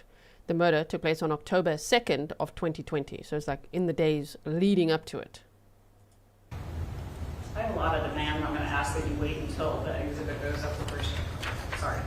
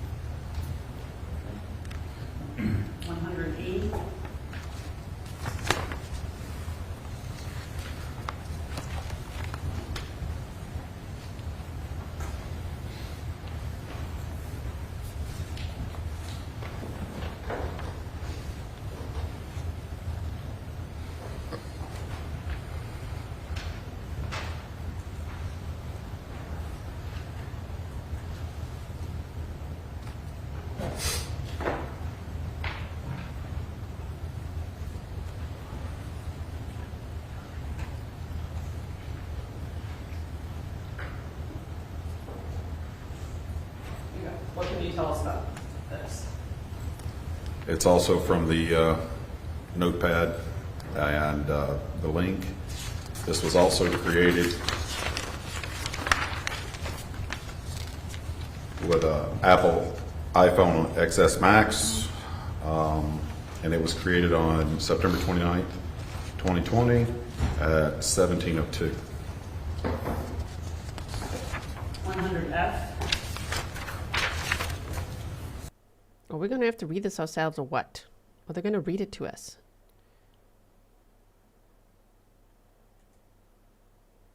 My word. Hold on. A little more back. Sis, we want to see it. Okay, so that would be her in the waiting room, because Meagan Jackson told Christopher Dontell, that she was pregnant with his child. And then after the murder of Gregory Rice, she said she lost the baby. That's what he said on the stand yesterday, right? Okay, so we see that. We've seen that one. They showed us that. Yes, and then this.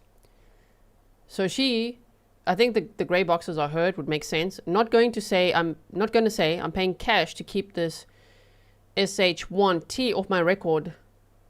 TFG for fake IDs. And he said, please keep me posted. I feel really bad and I want to be included.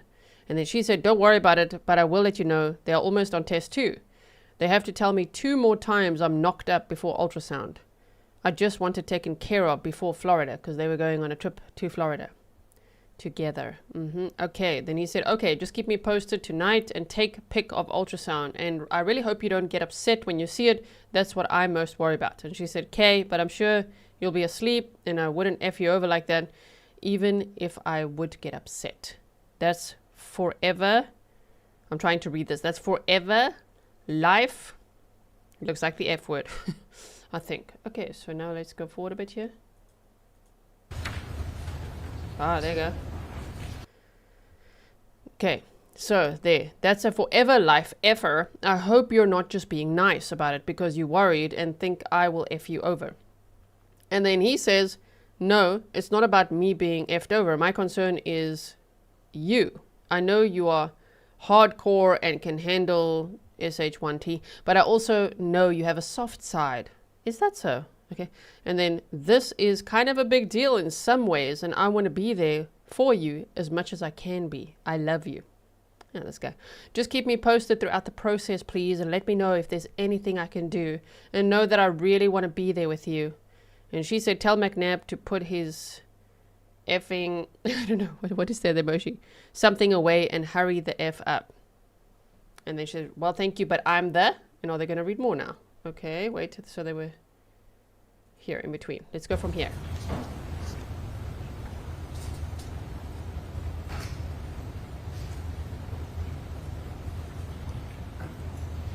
What can you tell us about this image? Again, same, this is image link. The image was from the notepad on the device. And again, the manufacturer was an Apple. The model was an iPhone XS Max. And the date and time of the original is September 29th, 1701-41, 2020. And just to save time, when you are giving us that information, that means that that third page is there? Yes, ma'am. Okay. 100D. Also in the notes, this was an Apple iPhone XS Max. This was created on September 29th, 1701, 2020. I just read that all to you. I have a lot of demand. I'm going to ask that you wait until the exhibit goes up the first. Sorry.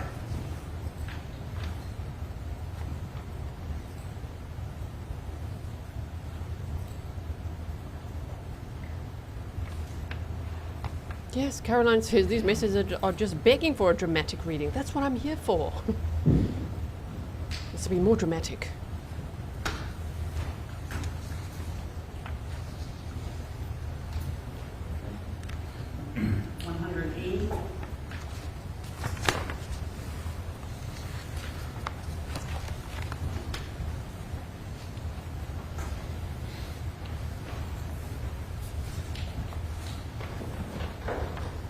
I hope that they're just going through this and will later tie this all together for the jury. Because if we have to pause and, you know, we try to understand it together and I'm reading it, then what is the jury thinking right now? Obviously they can have these exhibits with them, but still.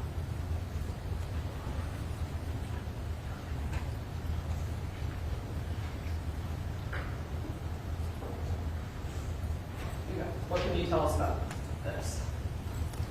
It's also from the notepad and the link. This was also created with a Apple iPhone XS Max, and it was created on September 29th, 2020 at 17:02. 100F. Wait.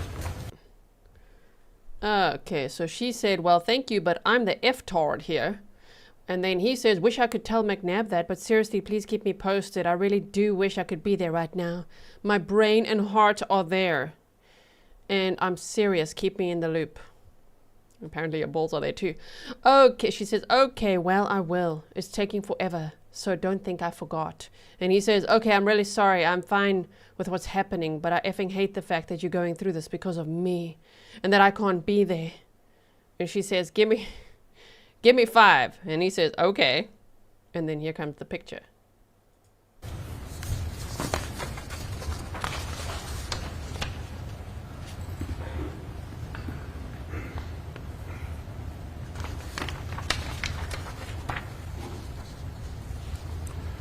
Hey, if they read it to us, bonus. But, you know, if not, I'll be reading it to us. She said, I'm sorry, keeping them. He says, what the F? I deleted the next comment to, are you being serious? And then you. Is he trying to say South African? Like, yo. Okay. And then I think she said, joke, we still waiting, calm down. Sorry, the pic wouldn't go through and stuck, I wouldn't do that. And then he says, so we have a baby on the left and on the right a quadruple amputee with a pig snout smoking a corn pipe. Is that for real or no? She said, no, Jesus' a pic wouldn't go through. I'm still waiting and got in an argument with McNabb. He says, Jesus, don't bring Jesus into an abortion discussion, lol. Because that's so funny right now. And then he says, so to clarify, they are not, and we'll wait to see the rest. Again, this is from the notepad, and this was also created with an Apple iPhone XS Max, and this was created 9/29/17/02, 2020, or September 29th. 17:02. 100G.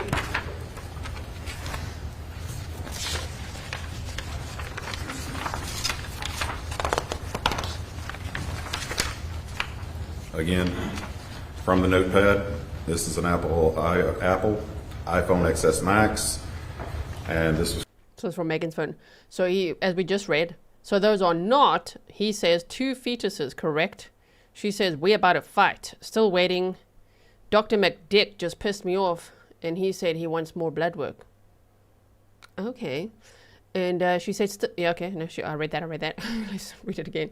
He said, for what reason a more expensive invoice? And she said, complicated, but it's a effing doctor money scheme. Annoyed as F right now. And he says, Chris Dontell says, call him out on the money scheme. For real. Okay, wait, maybe we should also have their pictures up here. Yeah, for special effects, you know, just to see the two being referred to in these texts. Okay. And then, call him out on the money scheme, says Chris Dontell. For real. She says, oh, I did. I know, because the doc explained how they get in trouble for not doing it. I also said, let me see what was effed up. And he said, oh, we can't do that, which is also BS.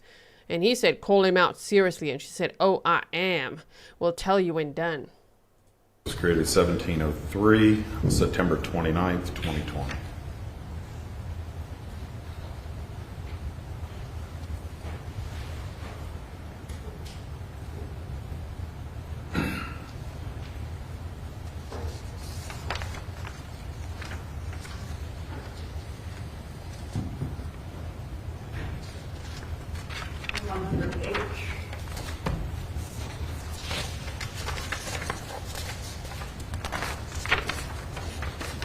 Again, from the notepad, notes app, Apple iPhone XS Max,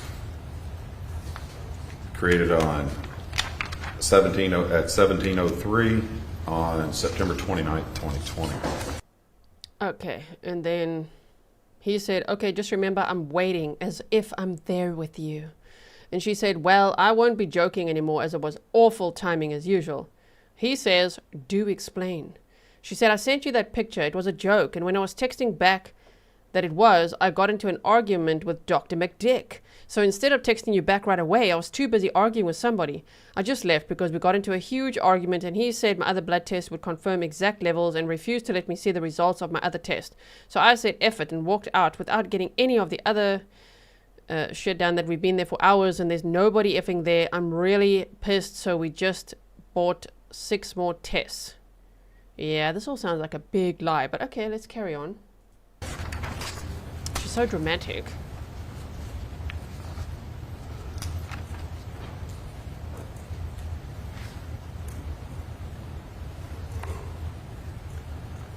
Leslie Curtis says she could download an ultrasound pic from the internet. It's easy to do. Didn't Letitia Stark do that?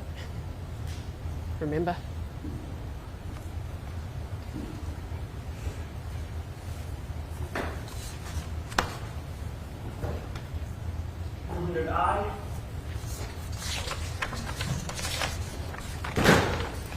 Again, from the notes app.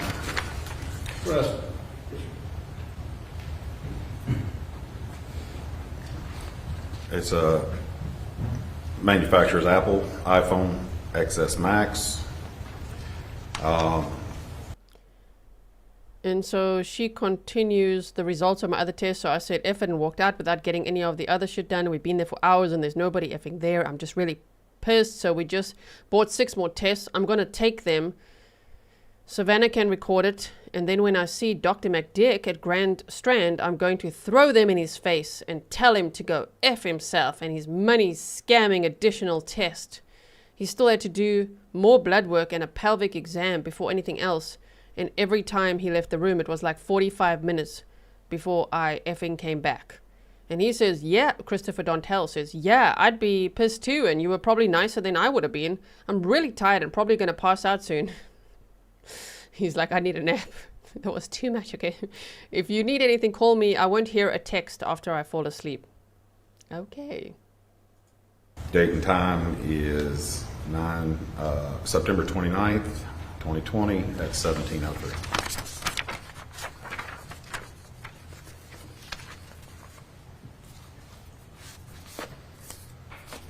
Jay?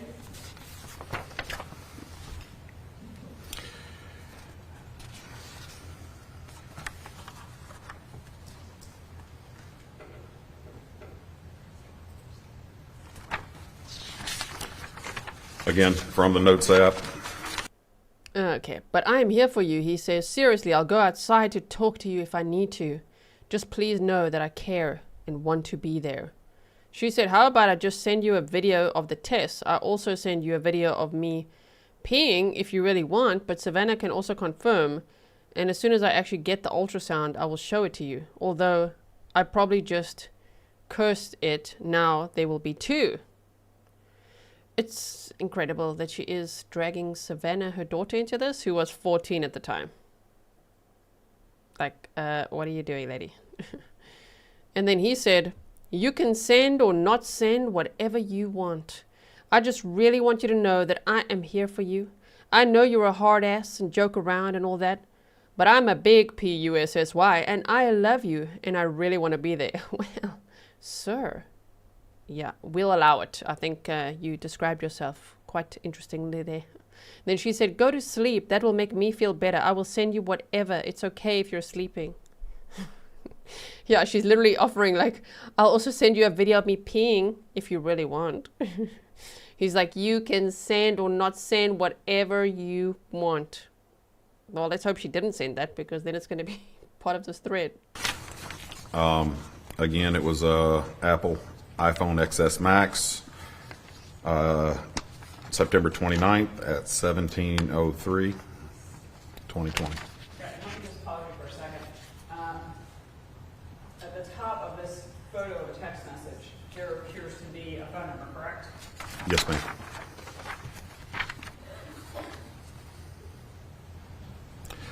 It'll You be may not know. Do you know who that phone number belongs to?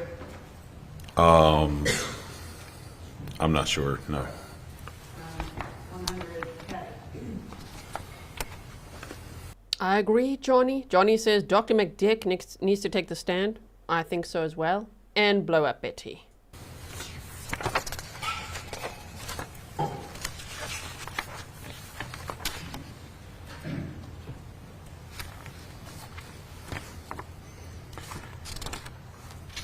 $100K.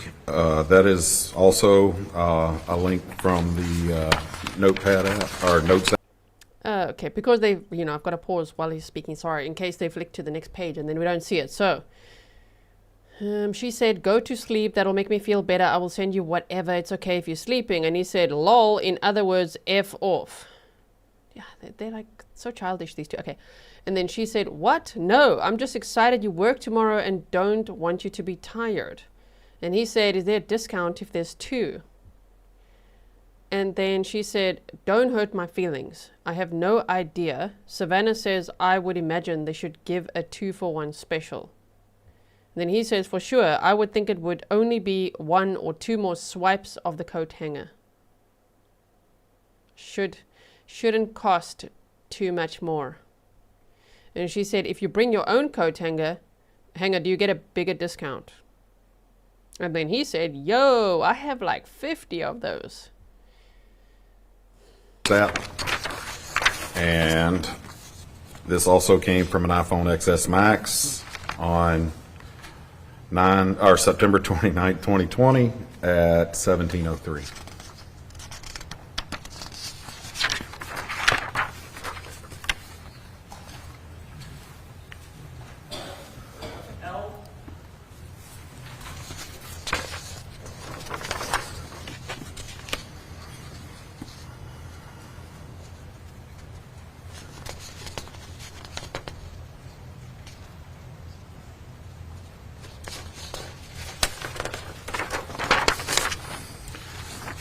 Again. Wait, we have to read it first, seeing as they're not reading it. So he said, yo, I have like 50 of those cheap metal ones from the dry cleaner. I can sharpen them with my belt sander. Guaranteed can't miss. Like, what is wrong with these two? Okay. And she said, I'm just going to say you're mean now. I think a vacuum would hurt a lot less. Not only me, but probably the fetus. Yeah, these two are not well. And then he said, good call. Let's go the vacuum route. Side note, Clayton is perfect through 4 innings as usual. No, I was just redacting in case. Clayton Kershaw is perfect through 4 innings as usual. All right, really going to stop now, but please keep me posted. If I don't reply, it's because I'm asleep, but please update me anyway. And then she sends like all these pregnancy test results, right? Wow. Okay. And from the Notes app, and it's also an Apple iPhone XS Max. The date and time is September 29th, 2020, 17:03.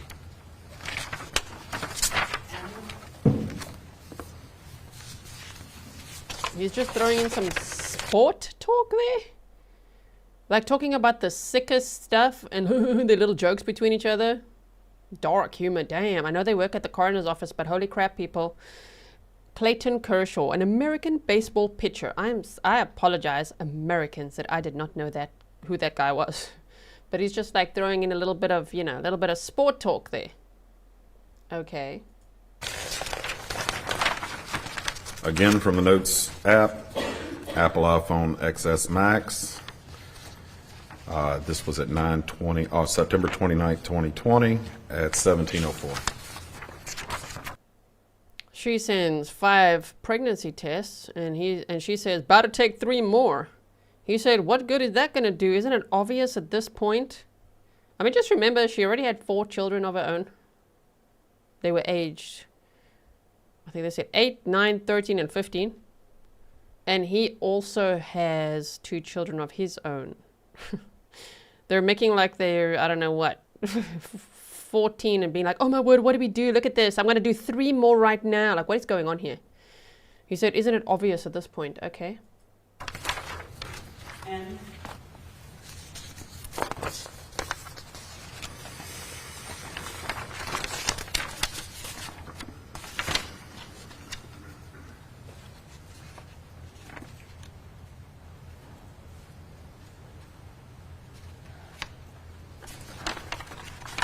Again, She said, just so you're aware, I'm considering extending our stay in Maryland. Going to talk with my admin tomorrow about it.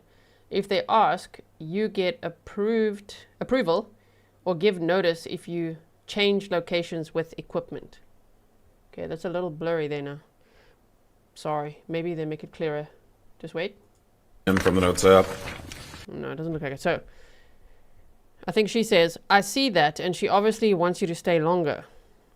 Why you send her my text? When I see shit like that, it makes me paranoid, and I think that she knows all the shit, and you sit there and are making fun of me or something stupid. Then I don't want to talk to you. Maybe you should extend your stay if that's the case. Because I don't see her thinking that's... it's also from an Apple iPhone XS Max. This was at 9/29, or September 29th, 2020 at 17:04. So far, pretty much all on the same day around the same time? Yes, ma'am. Oh.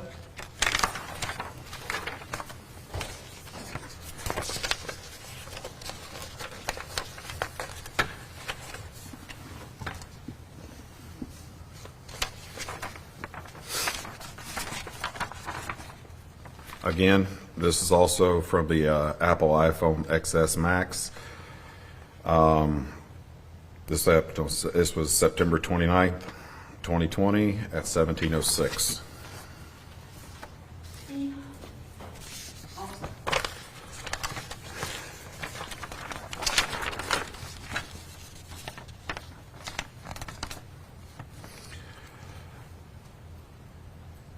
All right, again, from the Notes app, this is the Apple iPhone. It's from Apple iPhone XS Max. And date and time original is September 29th, 2020 at 17:06. Okay, so I think, is this Mr. Dontell? And this is what? I think they were sending each other GIFs or GIFs, or however you say it. Everybody says it differently all over the world, right? So I think that's what's happening here. Sure, okay.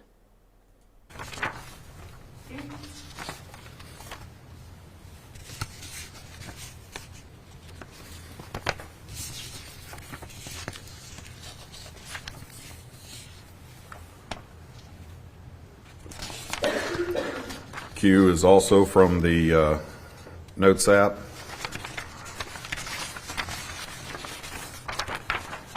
It was also an Apple iPhone XS Max, and the date and time original is September 29th, 2020 at 17:06.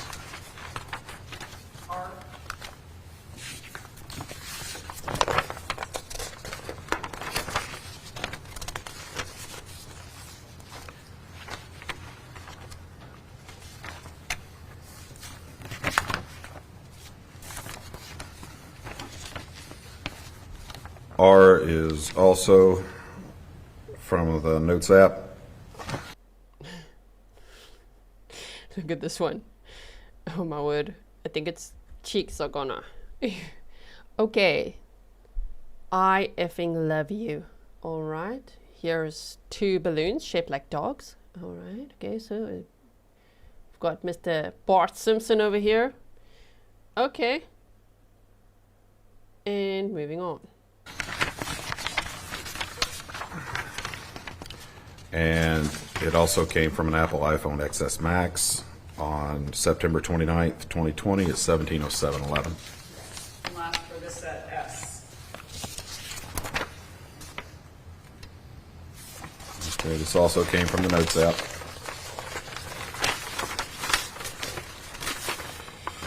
And it also came from an Apple iPhone XS Max, date and time September 29th, 2020 at 17:08.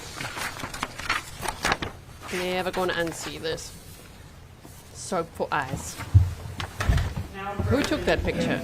100 A2 through S2. Were you able to find each of those images on the defendant's phone, which was an iPhone SX Max? Yes, ma'am. just look through those and tell me if those, I'll do that. Okay. Tell me if those are the excerpts of your, These you need those? go on to you.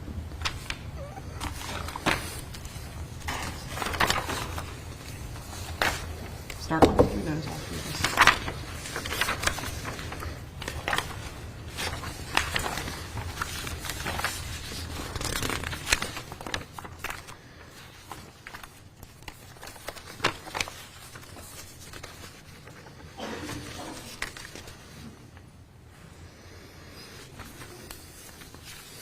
Yes, these are the excerpts from my report.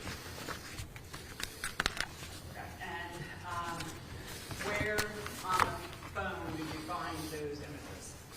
They were in a temporary file that was associated with Safari. Can you explain what that means? Just hold on. So he kept saying that was on the Notes app. Fiona M said, this is showing us his true character. Yesterday he was fake crying about how nonchalant she was after the miscarriage, meanwhile, look at the things they are saying. I know, right? Ooh, yeah, this is probably a good order to put this all in. Imagine if he testified after this. No, it was good to see his testimony first and then these messages.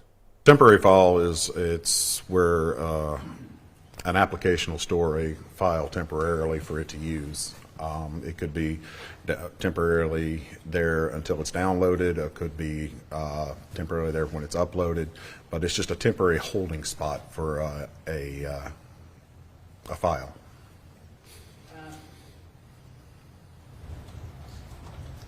I think we can go through these a little bit more quickly. I'm sorry, actually, Your Honor, I would ask that 100A2 through 100S2 be admitted and published. Your Honor, take a look at them. I just told the organization to really do.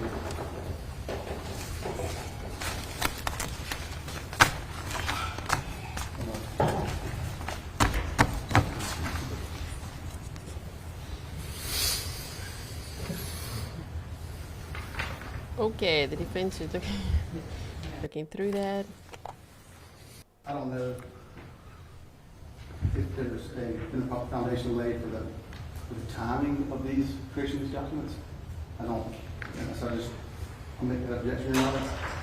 But without that, otherwise, you can let me know, but I'm object to them on that basis for the record. All right, State's Exhibits 100A2 through 100S2 are admitted evidence of the defendant's objection. Let me clarify one thing before we go through those.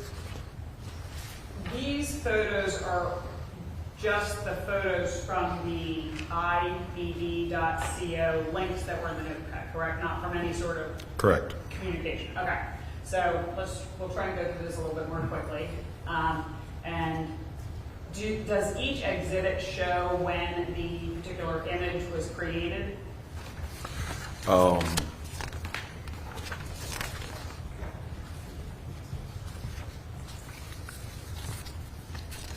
So far, yes.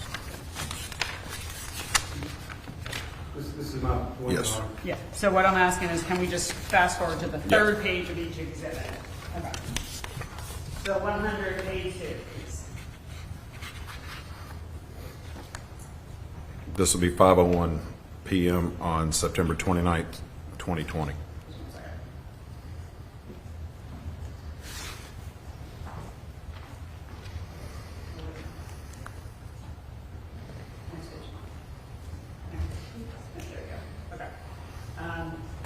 And so can you just describe for the jury sort of like the layout of the screen and where you're finding created?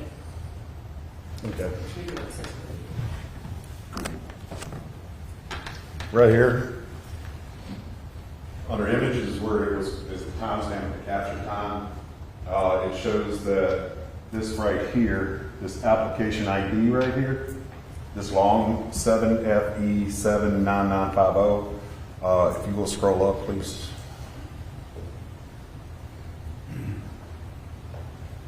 It shows that that's the mobile application ID for Safari. Okay, scroll back down, please. So it's found in that Safari folder, in a temp folder, and the name is actually the same on the device as it is on the IMGB Beast website, with the format that IMDb uses. It does throw in a couple extra hashes, but all the digits are the same, and the hash mark. Okay, and are these, when was this created? This was created on 9/29/2020 at 17:01. September 29th? September 29th, 17:01. Okay. B2. And if, just to kind of make this more efficient, if there is one where it's not in the temporary files, but I think you said they all were, but if we can just Yes. jump to the create date. Again, this one was in the same temporary folder, and it was created on September 29th, 2020 at 17:01. See?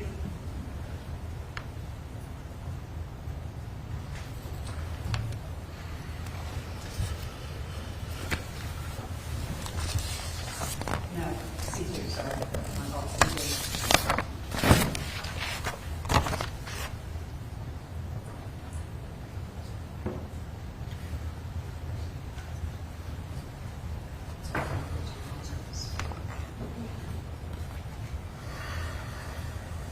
When was this created? Again, September 29th, 2020, 17:01, 41. Also stored in the temporary? Also stored in the temporary. The name even is the same as the IMDb. B? All right. B2. B2. I think it's all the text messages they just showed, showing the origin of them. Am I wrong? Looks like it.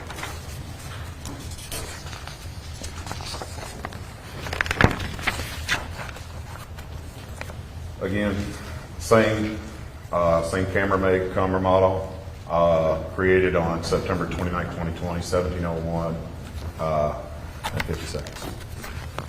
E?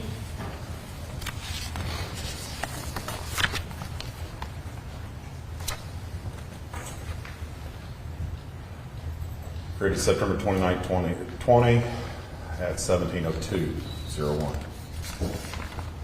F?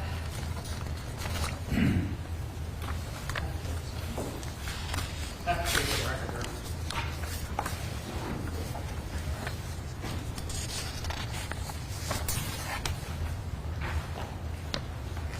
Again, camera make, Apple iPhone XS Max, September 29th, 2020 at 17:02. G2?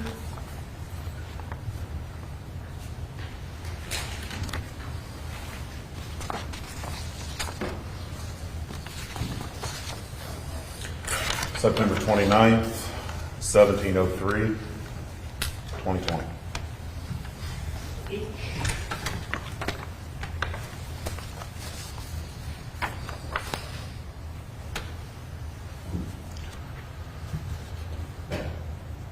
September 29th, 2020 at 17:03.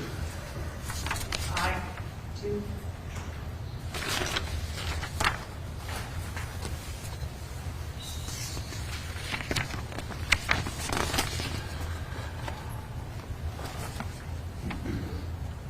Created on September 29th, 2020 at 17:03:29. J2? Did you see?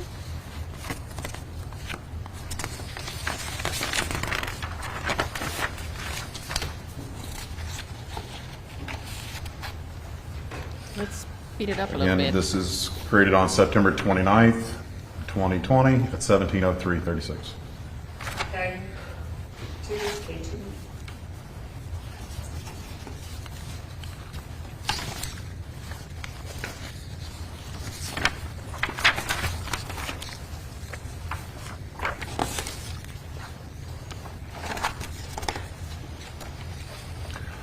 September 29th, 2020 at 17:03:46.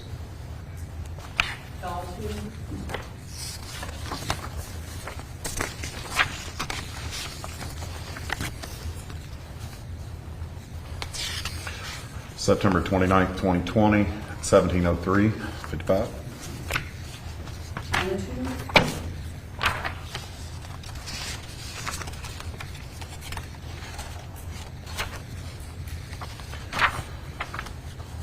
September 29th, 2020, 17:04:19.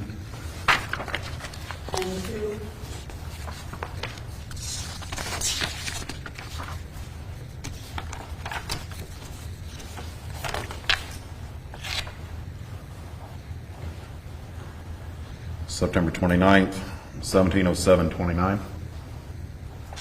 02.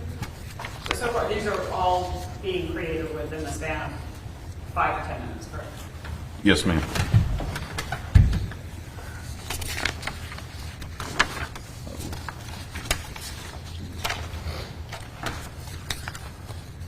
Created September 29th, 2020 at 17:06:01.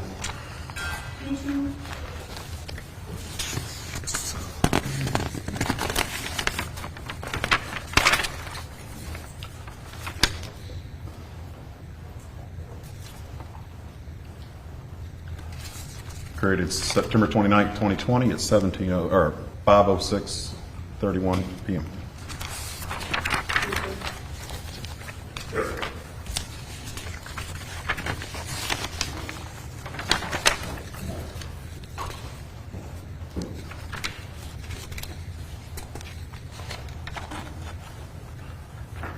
Created September 29th, 2020 at 5:06:51 p.m. R2.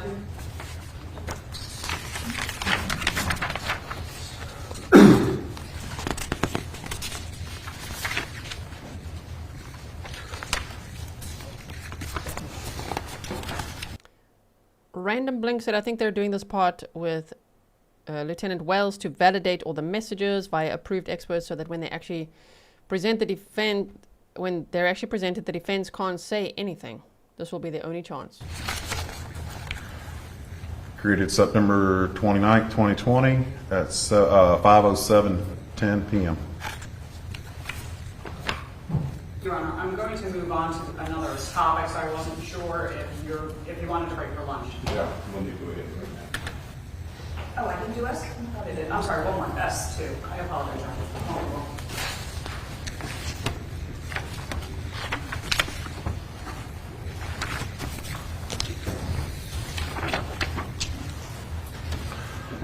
September 29th, 2020, 5:08:11 p.m. sorry. Now I'm moving on to another topic. You want to break? All right, ladies and gentlemen, we're going to go ahead and break for lunch. We can go ahead and jury box. We do have lunch coming before we begin today. We'll come back at about 2 o'clock and resume then. Don't discuss the case even among yourselves. We'll have a good lunch and we'll see you back at 2 o'clock. Ready to teleport, everyone? I think they were just making sure that that's all admitted into evidence appropriately. I'm sure I would hope they're gonna tie it together nicely after lunch. So much for resting before lunch. No wonder the judge is like, Tuesday. He knows the defense might pump the brakes. And I wonder if the defense will have any witnesses. Are they gonna present a case? You know, is Meagan Jackson gonna take the stand? So yeah, this trial was meant to finish today. It isn't going to finish today. Monday or Tuesday is what the judge said. Nothing from the state, Your Honor. Go ahead and get housekeeping back. See the trial. She's never required to, but it would be, if we're going to have this again, if I got a chance before or during lunch to see what's next for him. It's going to be voluminous, and I shall take it from down the jury. If he has it, let's do it. If not, it's fine. So I'll put together whatever y'all work out. All right. Judge, on planning, are we gonna go through today all day, so we need to be prepared? No, we're going to be coming back next week, so I'm not, this series, we'll be breaking a little bit. All right? The rest of it should be shorter, Your Honor. This was kind of the large majority of this testimony. I mean, put it this way, I don't know what time we're going to break for the day, but if you're coming back next week, next Tuesday anyway, There's no need to keep the jury here late this evening. All right? Yes, sir, Your Honor. Thank you. All right, thank you. See, again, that sounds like they're not coming back on Monday. It sounds like if they go over, they're coming back on Tuesday. So I don't know what's happening on Monday. Maybe the judge is just off on that day. We'll have to see, right? Now, before we teleport, firstly, everybody buckle up. Secondly, thank you to the person, I can't remember which handle you had there, for asking how to send the mods coffees. Mods, if you can drop the link, that would be amazing, so they can see how to send you coffees, because the mods are working hard. I just want to thank as well, Barbara North, your coffees just came through as well. It's up to me to reply to all of these for myself and for the mods, so I sometimes run a little bit behind with thanking people for those, but I do receive all of them and the mods get their coffee. So thank you, Barbara North, Grumpy Bunny. Barbara North, wow, you bought a lot of coffees. And Grumpy Bunny, Amy Lee, Samantha, Christine, Annalise, thank you, Kay Wilson, Lady Mauser, that's a cool name, and everybody else. Thank you so, so much. And yesterday, Rob McMullen bought me 10 coffees. So thank you, Rob, for that as well. You help keep us energized, right? Here we go. Are we ready now to teleport? Are you buckled up? Okay, here we go. Let's go forward. Oh, wait. We're coming back. And there.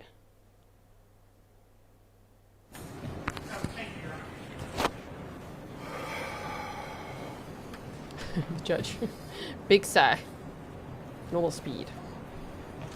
All right, anything from the step before we bring the jury in? Nothing from the state, Your Honor. Anything from the defense? No, sir, Your Honor. All right, let's bring the jury in.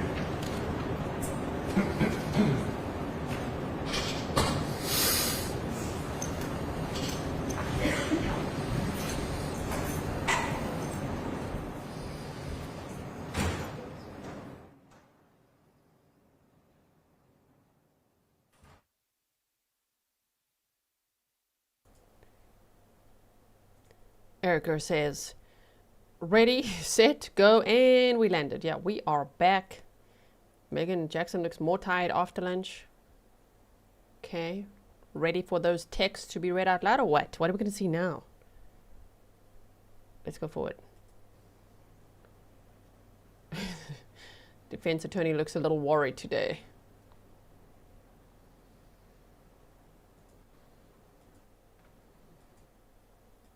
Were you asked to... Hey. Okay, we're almost there.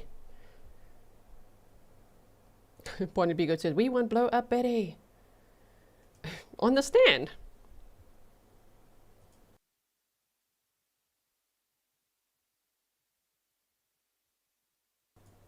Okay, almost there.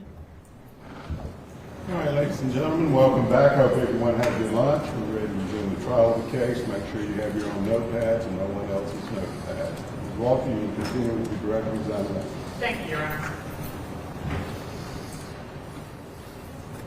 Were you asked to examine the defendant's phone for other evidence that she sent proof of the affair with Christopher Dontell to anyone? I was.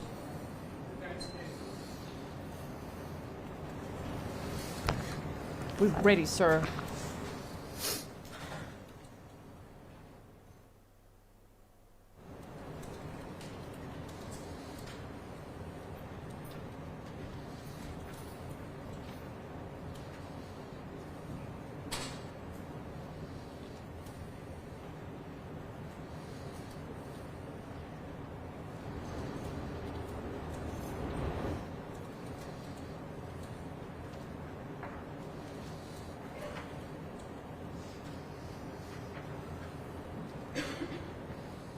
Your Honor, I'm approaching with State's Exhibit 135. Lieutenant Wells, do you recognize that exhibit? I do. Is that an extract or an excerpt of the extraction report from the defendant's phone? It is. And, Your Honor, I would ask that Exhibit 135 be admitted. New judge. Yes, sir, Your Honor. All right, State's Exhibit 135 and then without objection. And, Your Honor, may we publish it? Yes. Thank you.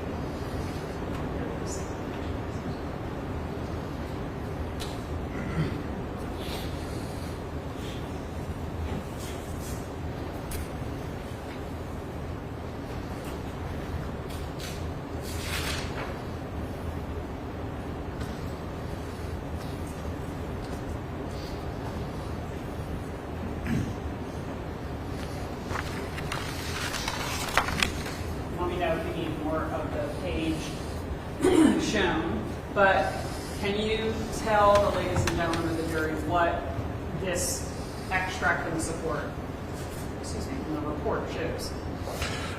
This shows an account that was accessed, a Google account that's hgabe2210, and it's under the passwords where it is kept in a keychain where it doesn't necessarily show the passwords, it shows the encrypted version of a key. But this was created on 9/27/2020 at September 27th, 2020 at 6:47 p.m. Okay, and so is this showing the creation of the account or the password? This is just showing that it was accessed, the account was accessed on this device. It doesn't show the creation time of the actual account. Okay, and you're saying, did you say that the password is stored in a keychain? Yes, keychains, not necessarily the actual legible password, but it's in the keychain, P list. Is that like now, it saves the password so that you don't have to fill it in every time, or what's a password keychain in this? That's Apple's secure place to store passwords, and if you own an Apple device, you'll see that you get the option to store things to your keychain, but the keychain P list still logs those entries. So when was that account accessed with the stored password? September 27th, 2020 at 6:56:47. Okay, and then while you're looking at that, I'm just going to show you admitted 95 to remember the extraction.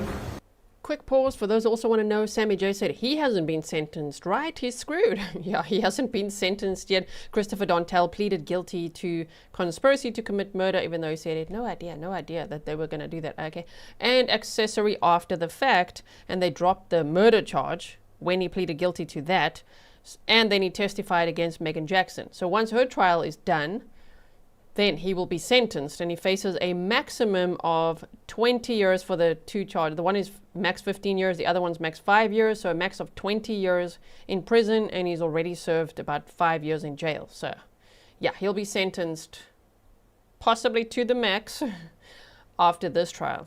Your Honor, I'm approaching with admitted exhibit 95. That would be previously identified that as the extraction from Erica Dontell's phone.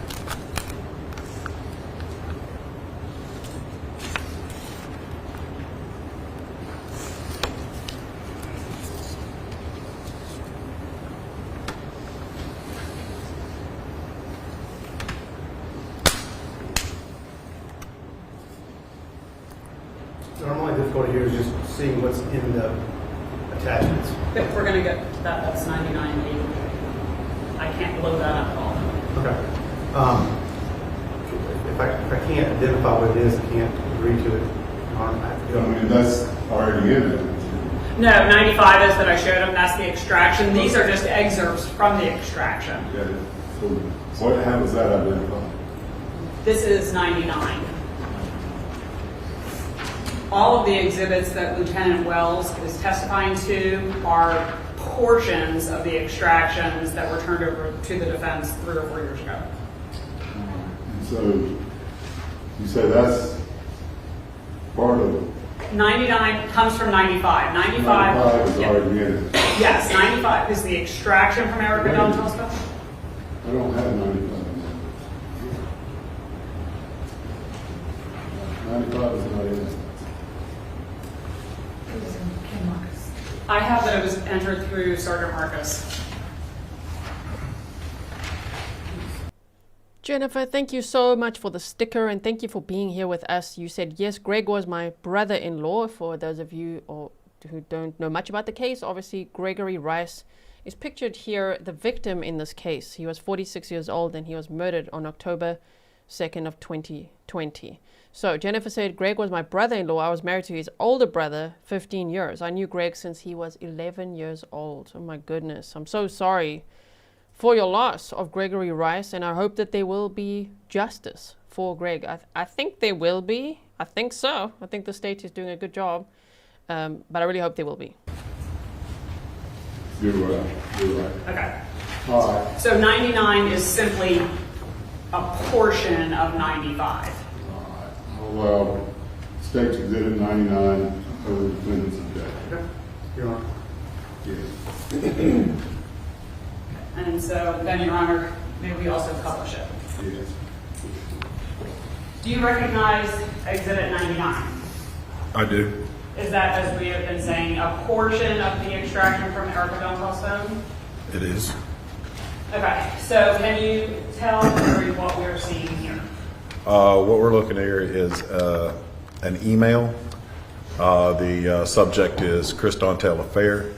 And in the body of the email, it is proof that Chris Dontell is having an affair with Meagan Jackson. Meagan is pregnant. Attached is text and pictures the two have shared. And then under the attachments, there are... Okay, we're just going to pause in case they don't actually show us all of this, because now we need to look at the page, right? Kathy, my goodness, thank you for the $50 sticker. Oh my word, thank you so much.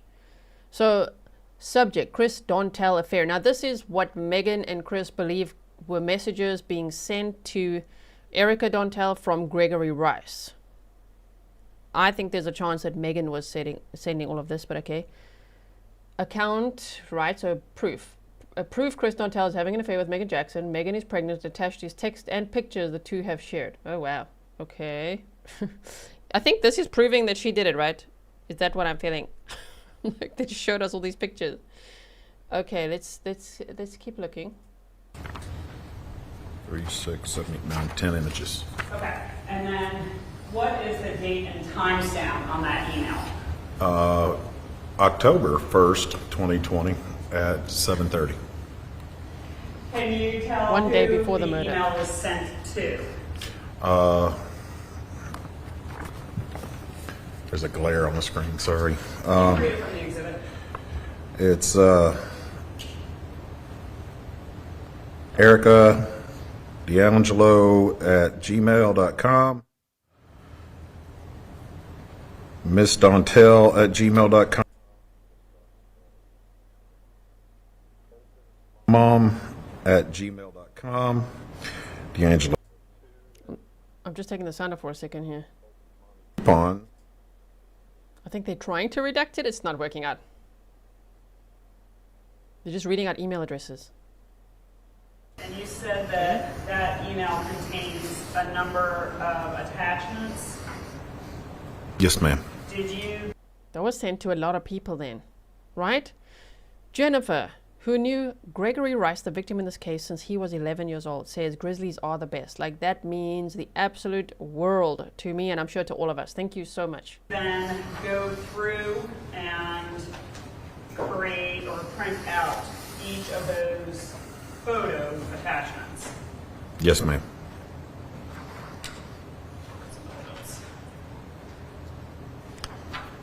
Look at the defense attorney's face.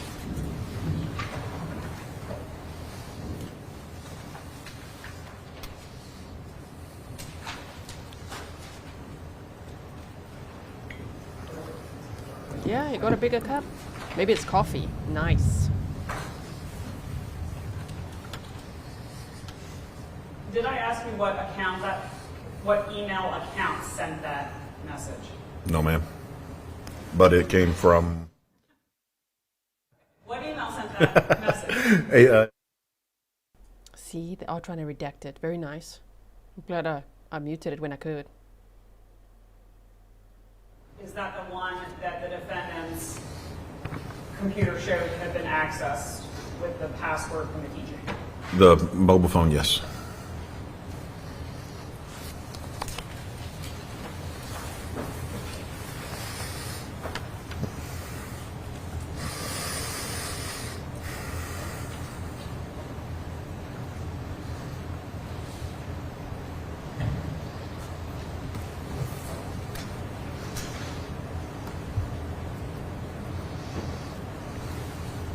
dear.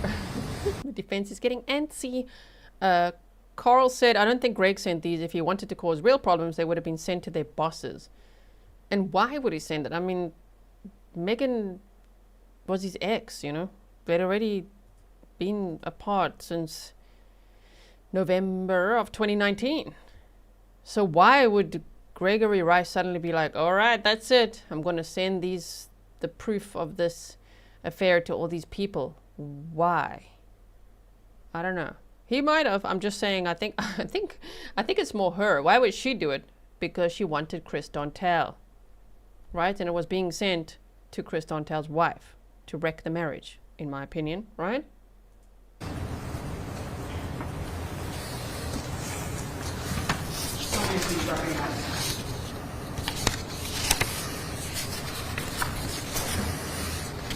Yes, these are the larger images of the images that are in the email, contain the attachments. Sorry.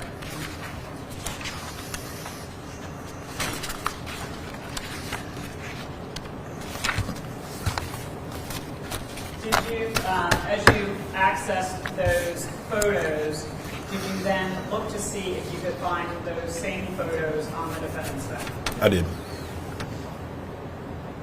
Did you find them on the defendant's phone? I did. Busted. Exhibits that are portions of the extraction report from the defendant's phone showing where they are located. I did. She's so busted. She sent those messages. Look at the defense attorney.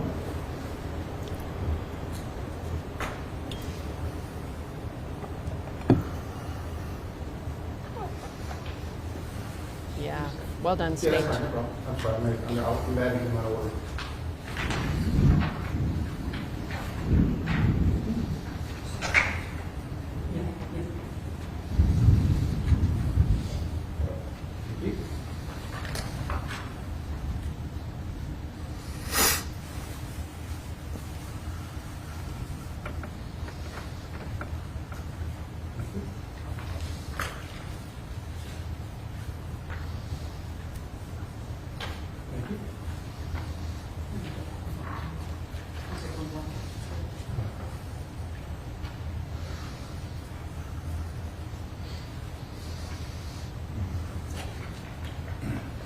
Woman of Heart says Meagan's getting a lesson in how data doesn't lie, but it does expose liars.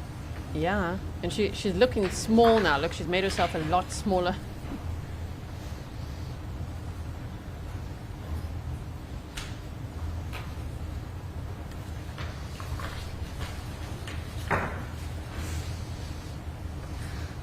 Phone that you printed out. Man, just when I was about it, just there we go. Do you recognize those as the excerpts of the extraction report from the defendant's phone that you printed out?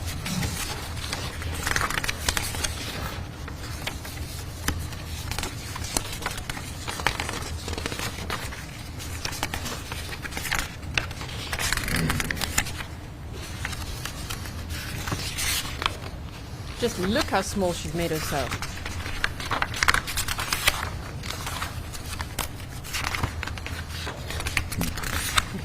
I do. Your Honor, at this time I would ask that 99A2 through 99J2 be admitted and published. Any objection? No, sir, Your Honor. No, sir, Your Honor. State's exhibits 99A2 through 99J2. Okay, Lieutenant Wells, I'm going to do it a little bit differently this time, so I'll talk about 99A and then 99A2, so we're on the same image. Does that make sense? So can you start with 99A once it's up on the screen? She is turtling. She's totally turtling.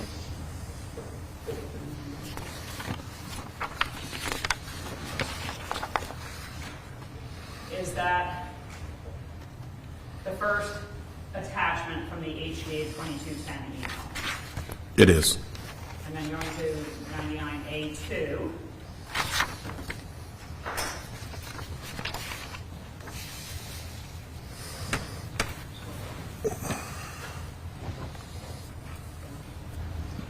Okay. Does this page to find that photo on the defendant's phone? It does. And does it show what date and time that image was created? Yes, October 1st, 2020 at 7:26:51 p.m. Going to,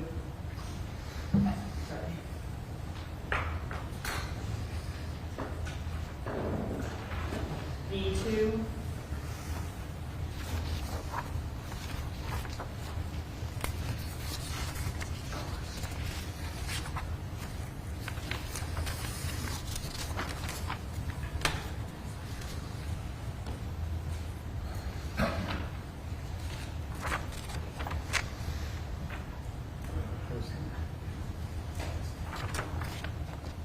Okay.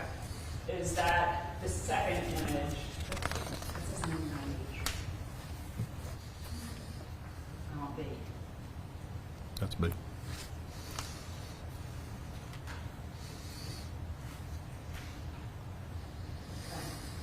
Okay.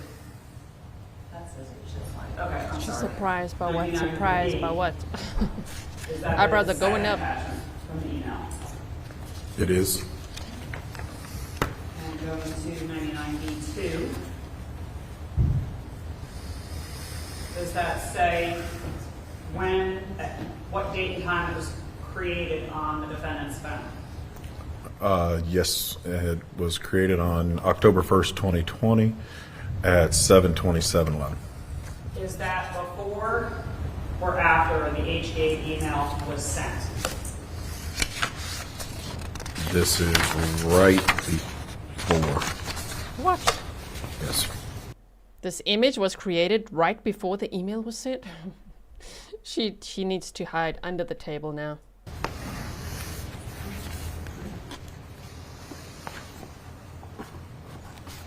You still have Exhibit 99 in front of you, right?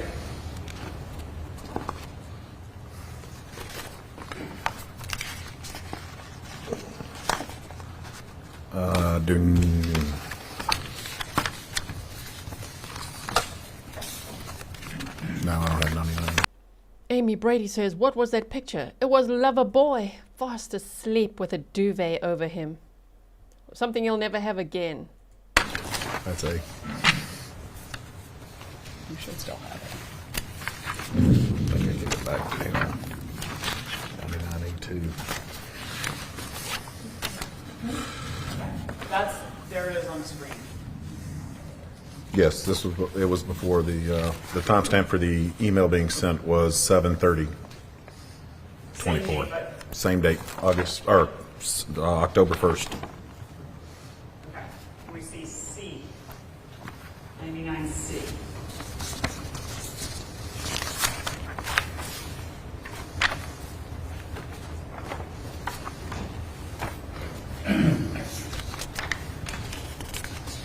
Is that an attachment from that HEA's email? It is. And C2?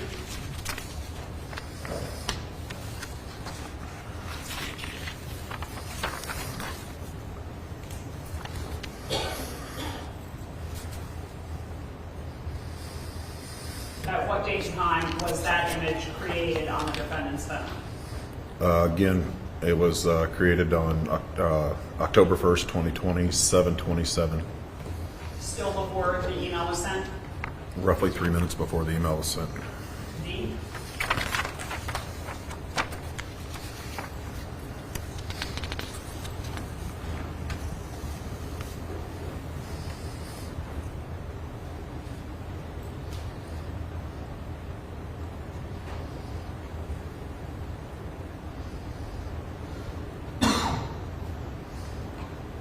Is that an attachment from the HDA email?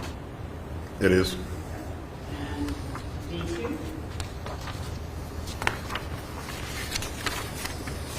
When was that photo created on the defendant's phone? October 1st, 2020 at 7:27:42 p.m. 99E?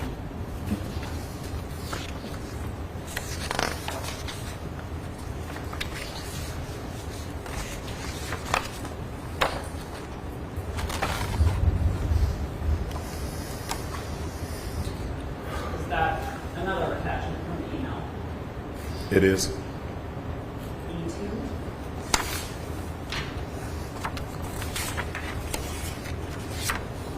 What date and time was that image created on the defendant's phone?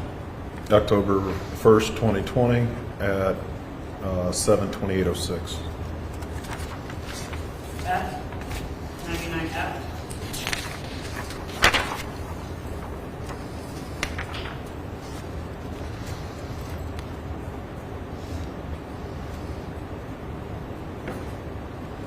Is that an attachment from the phone that you printed out?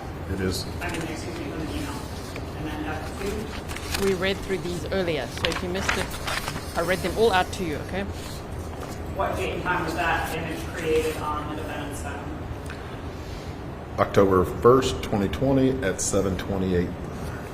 Again, still before the email was sent. Yes, ma'am. 2 minutes before the email. 99H.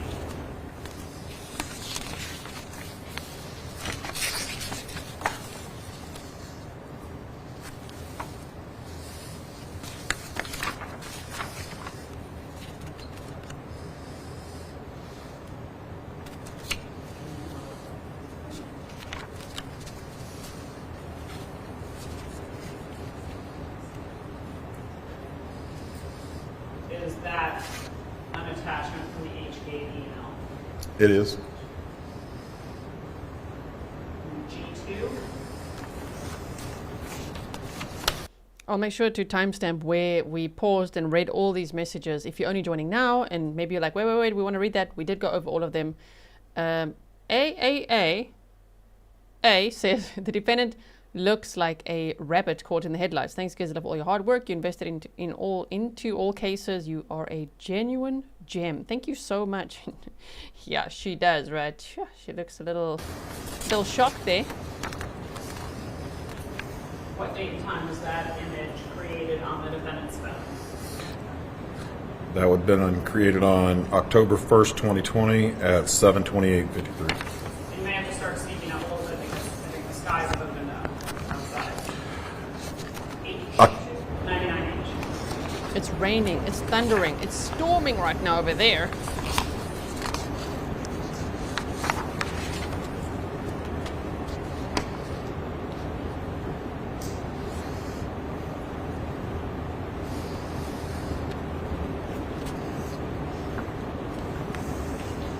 Is that an attachment from that email? It is.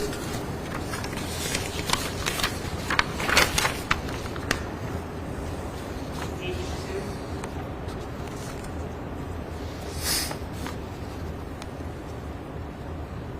When was that image created on the defendant's phone? That would be October 1st, 2020 at 7:29. 99I.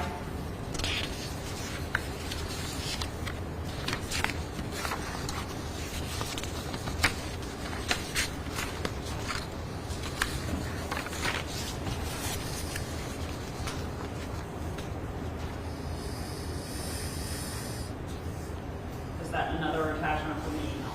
It is. 99I2.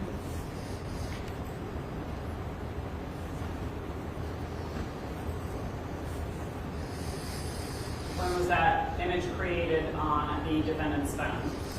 This would have been on October 1st, 2020 at 7:01. 701? Yes, sir. 99J. This is the last one from this email.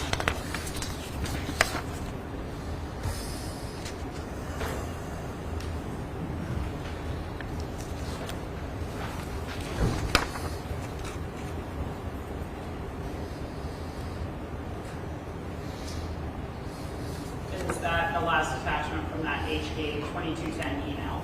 It is. Phase 2. When was that image created on the defendant's phone?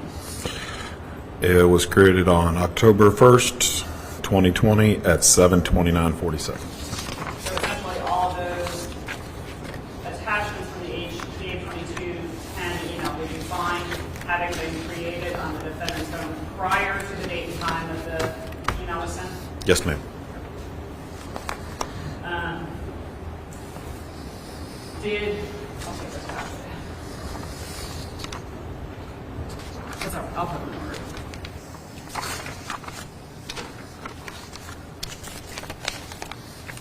And there's the 99 I was looking for. Lots of papers. You also examined the defendant's phone for relevant text conversations between the defendant and Christopher Dontell. I did. So the jury heard testimony about a package that Dontell intercepted and gave to the defendant. Did you find any text messages that seemed relevant to that? I did.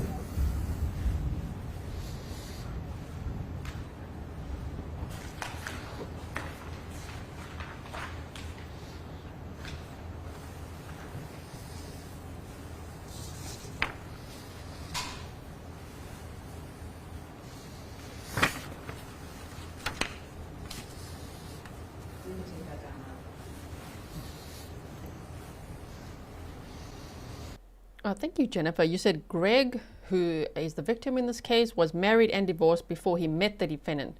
So he has one child. That's why he has 5 children. So one child from his ex-wife, and then he met the defendant, maybe soon the convicted, hey. Meagan Jackson. She's right now innocent until proven guilty. Wow, okay, so Greg was married and divorced before he met the defendant. Okay, thank you so much.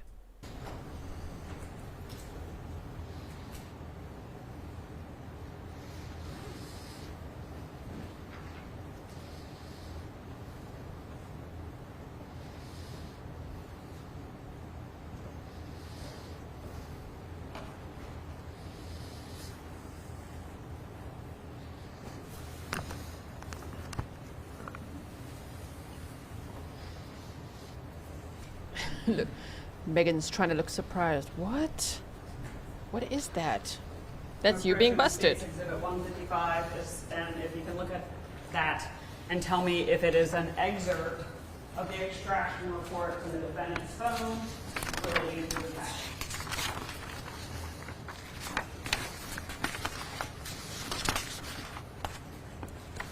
It is. Your Honor, this time I would ask that exhibit 155 be admitted and published. Any objection?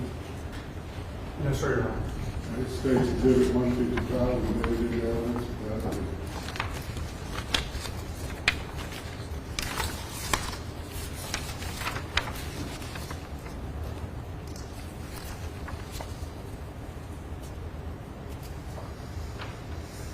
It's not that.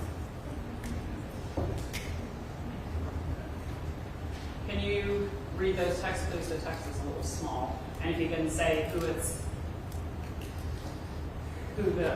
speaker is. Okay. From the owner of the device, which is listed in the contacts as HMMMMMM. Go home, watch your mail, meaning your mailbox. I remember this one time he was, beg the Colson doses. Do you want me to? There's a curse. That's what he's just. You're asking the question. You can read it. I mean, you're not cursing at the court. You're reading the text. I remember this one time he was fucking with his ex-wife. He wouldn't hesitate to put something in your mailbox. What's the next text? From the same. Plus, he texted me, which means he's off work. He should have had enough time to get to your house. I would watch it for the next couple of days. And then who is the? That's where Megan's making as if Gregory Rice was going to send some kind of parcel to Christopher Dontell's wife. Is there a response to that? There's a response from the contact 33381 or 1844, which is Chris Dontell, that says okay. What does the next bubble say? Also, I'd be careful with you not being home. He might stop by if he sees just her and knows for sure I'm out with you. If it is him, chances are he'll have the balls to confront her if he's that pissed off. Okay, and what is the date and time range of that text conversation? This was on September 28th, 2020, from 3:53 p.m. to 3:58. After seeing that text message about the package, did you find any relevant location data on the defendant's phone? I did.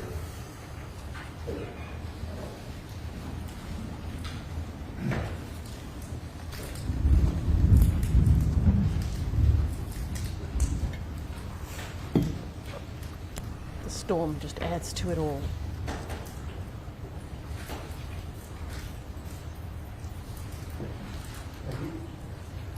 I'm approaching with State's Exhibit 101. Let me quickly read this one. One Love said, the thing is, Greg likely didn't care who she was dating. Meagan takes Greg's life so she may keep her children, but she didn't want the children basing that opinion on how she neglected them. Well, I wonder if there was any life insurance in the mix, or that she was hoping, like Lori Vallow Daybell, to get the death benefits, the Social Security death benefits for all 4 kids, right? I think there was financial gain for her, is what I'm saying. So then she would think, I would gain, I'm just speculating. If she thought I would gain financially and I'm going to get my man by breaking up his marriage, maybe that's what her motive was. Is that a portion of the extraction from the defendant's phone with relevant location data?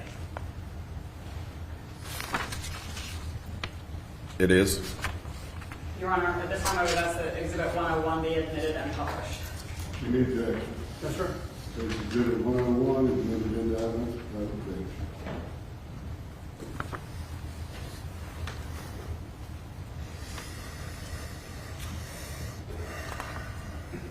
And then just scroll down so you can see.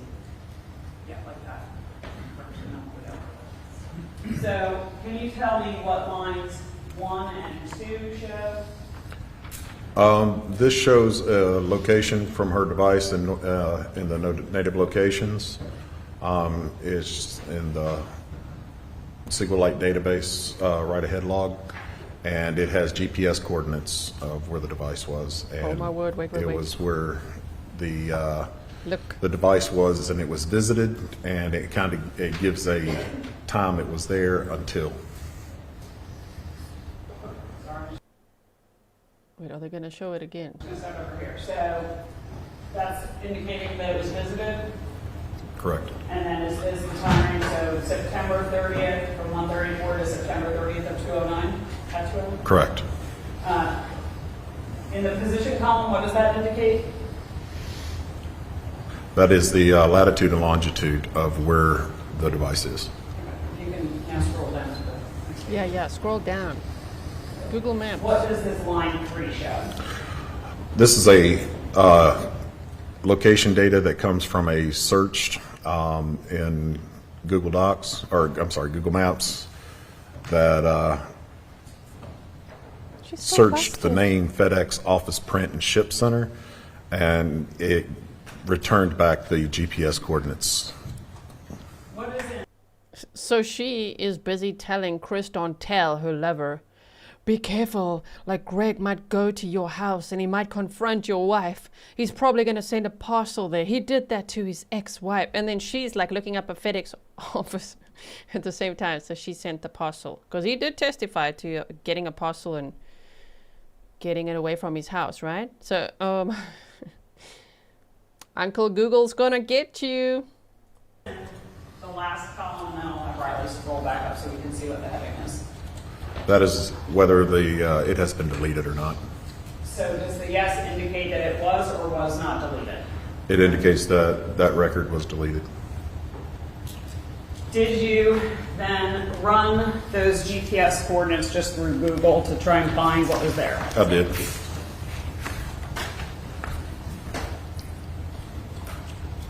It's the best she's got is to look confused. What? Hoping the jury is not connecting the dots, but I'm sure they are.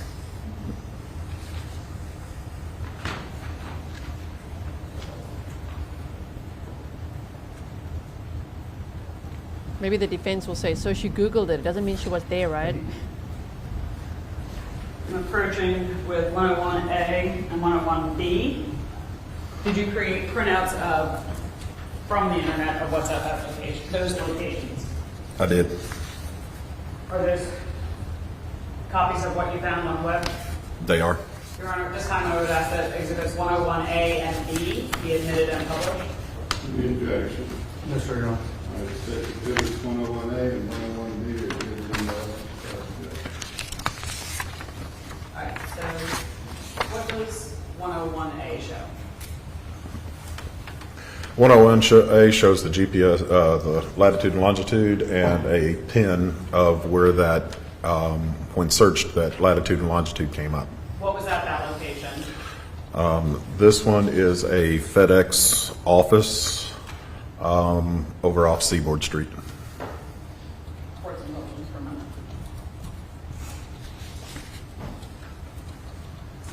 Perfect. Can we go to the second page of that exhibit? Just scroll. Is that also just from the Google Street View? It is. Okay. We can go to 101.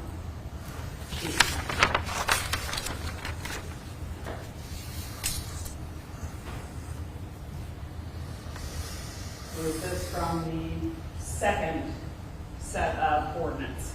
It is. What's at that location? The UPS store package ship. It's pretty cool that there's a store here called Lekker Eats, which is what in South Africa we say lekker. I think in Germany they also say it a bit, but this spelling particular, Lekker Eats, is that a South African store? If you're local, let me know. Okay. Did you examine the defendant's phone for any text conversations where she might have suggested that Greg Rice revealed the affair? I did.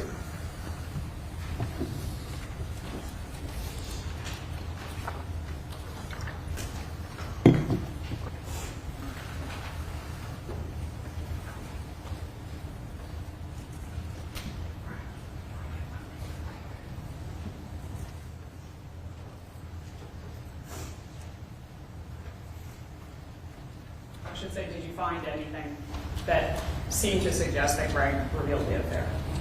I did. Did you create an excerpt of the report showing what you found? I did. Thank you. I'm approaching with State's Exhibit 153. Is that the excerpt that you prepared?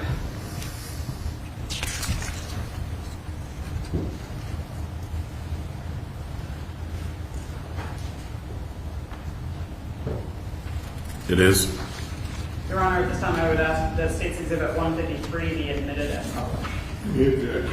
Yes, sir, just under the rule of completeness, Your Honor, we're getting excerpts here, and that's okay to some extent, but if we'd like to have the complete conversation from these dates included for the jury's consideration. On cross-examination, you can put in the entire conversation. Thank you.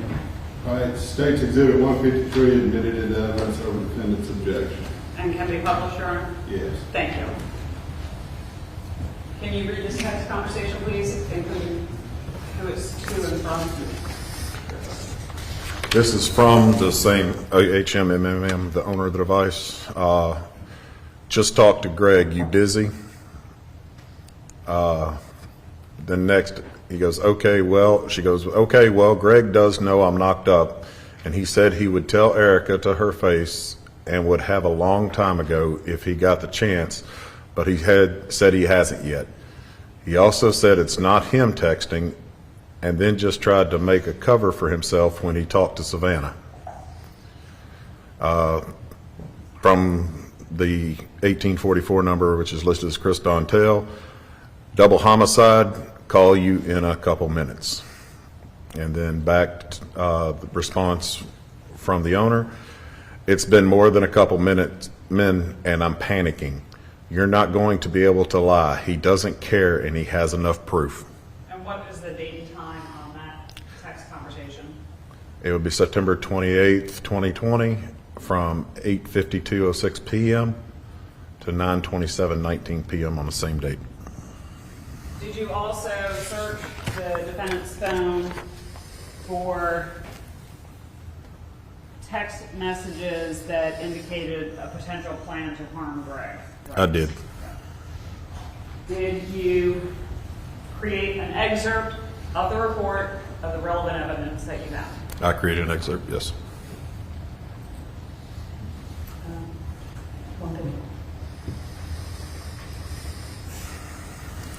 Right. I was also wondering this. Cindy R says, I wonder if part of her motive was simply making a man kill or be involved in killing for her.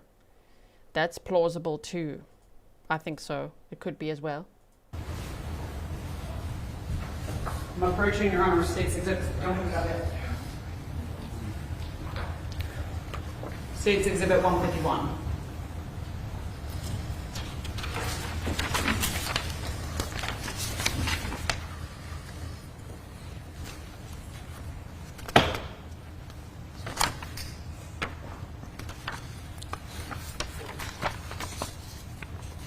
Yes, ma'am.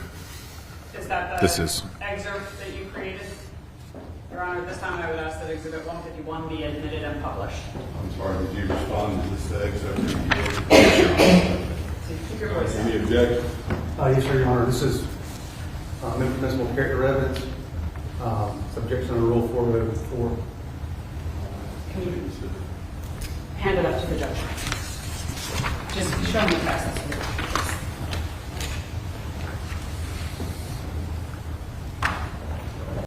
If you want to come across as confident, sir, hands out the pockets. That's what the behavior panel teaches on their course.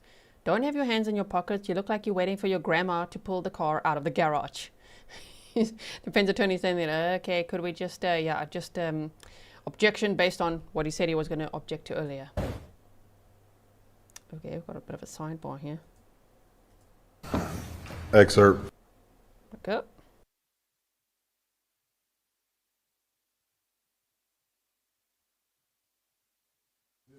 And I think I'll withdraw. Thank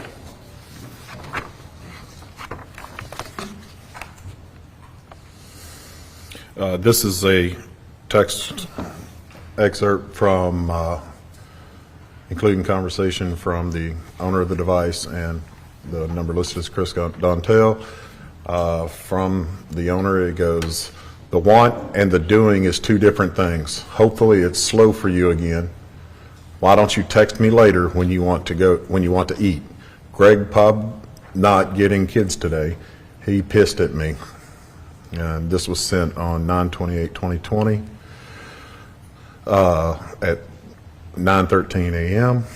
Still, but he being polite, "I'm all for popping a tire on the highway or cutting a brake line on him." From Chris Dontell, his reply was, "Unfortunately, I am too now." Thank you.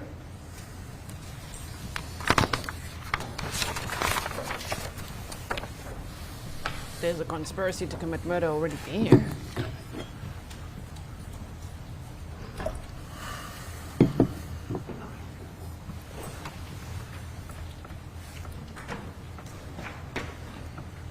Yeah, Zenjan says this is the implied conspiracy evidence Chris admitted to. Yep, that makes sense. These two is like, unfortunately, I am too now. Well, there it is.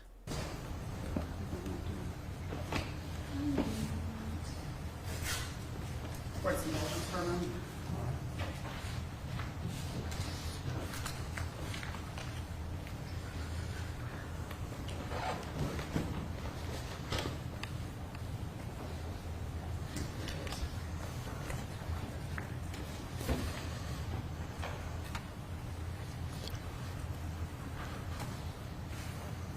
There had been some testimony about a text from the victim to the defendant about a storm coming. Did you search for that conversation? I did.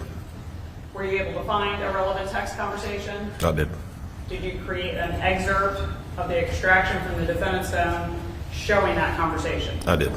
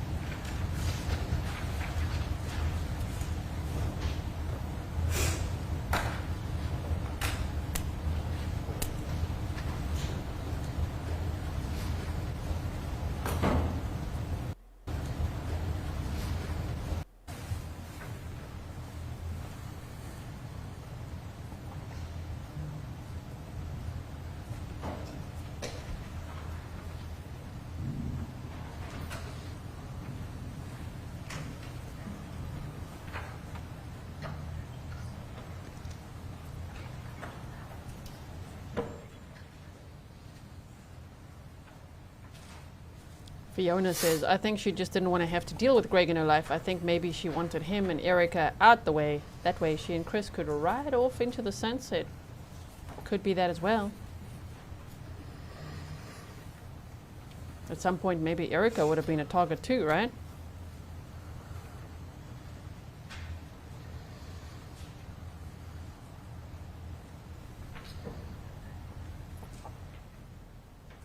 Oh my. His face is so expressive, this witness. Lieutenant Benjamin Wells.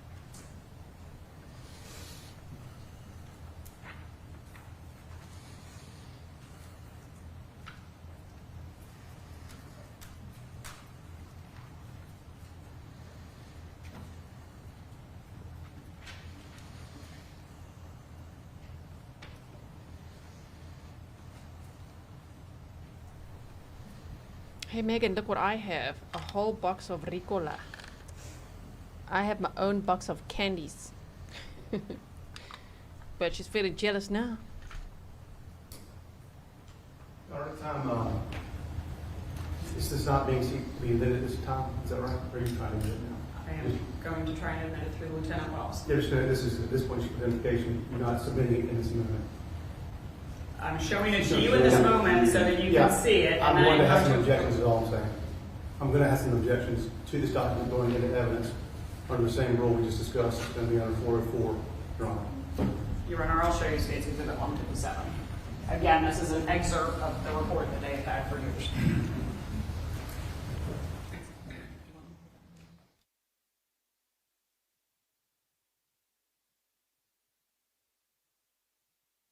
Snarky sips with big eyes. Oh my, okay, sidebar.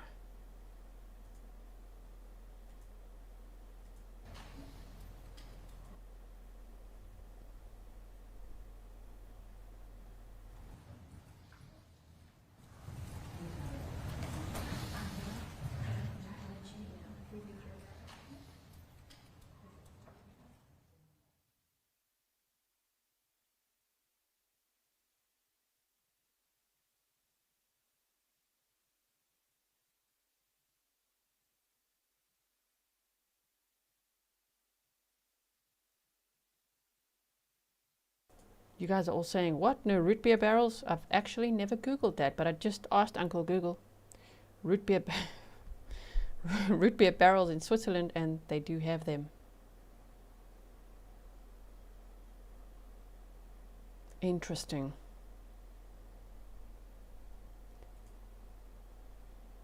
Ooh, the judge is so snarky today. I like it. Jill and Brian said, Grizzly True Crime can't post my milestone in chat, but I'm 13 amazing months. Thank you so much for 13 months of support. Happy Grizzlyversary. You said love the den on YouTube and Patreon. Thank you, G. Thank you so much. The sound is off now, of course, because they're doing sidebar. Oh boy. This judge, he's had enough now. He's just like, oh my word. Look at his face. Look at his face.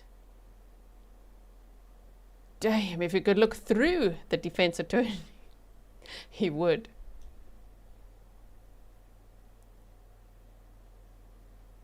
That's a glare.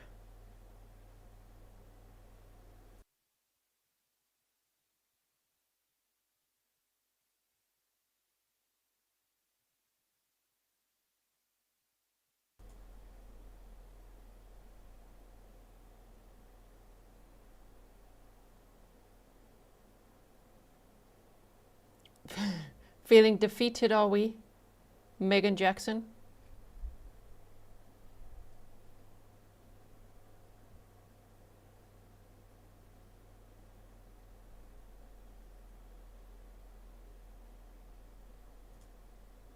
Sorry about that. I'm showing you State Exhibit 157. Is that the excerpt? Wow, from the look at this. data Look at extraction this. from the defendant's phone showing a text conversation that includes a reference to a storm is coming.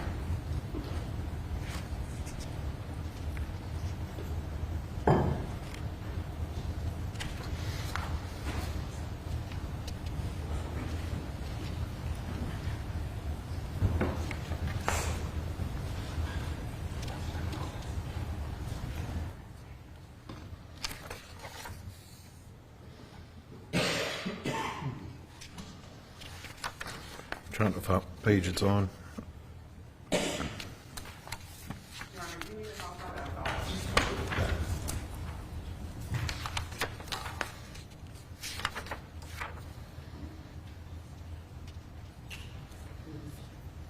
you imagine? Imagine cross-examination. Wow.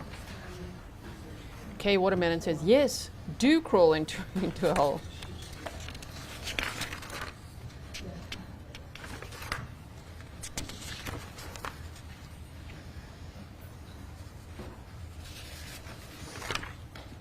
Okay, yes. Is that an excerpt that you created? It is, yes. Your Honor, I'm sorry, I'm double checking to make sure. But I would ask at this time that Exhibit 157 be admitted. United States Exhibit 157 is admitted into evidence over the defendant's objection subject to the redactions that we discussed. Okay. And Your Honor, just to be efficient, I can have him start reading this, but I want to just... Anywhere there's that, we're redacting. Anywhere there's a screenshot because you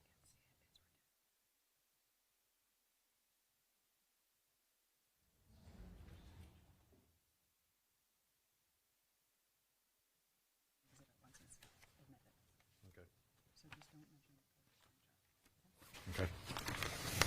And who is this text conversation between? From 1-843-650-150, which is G, and the owner. Letter G? And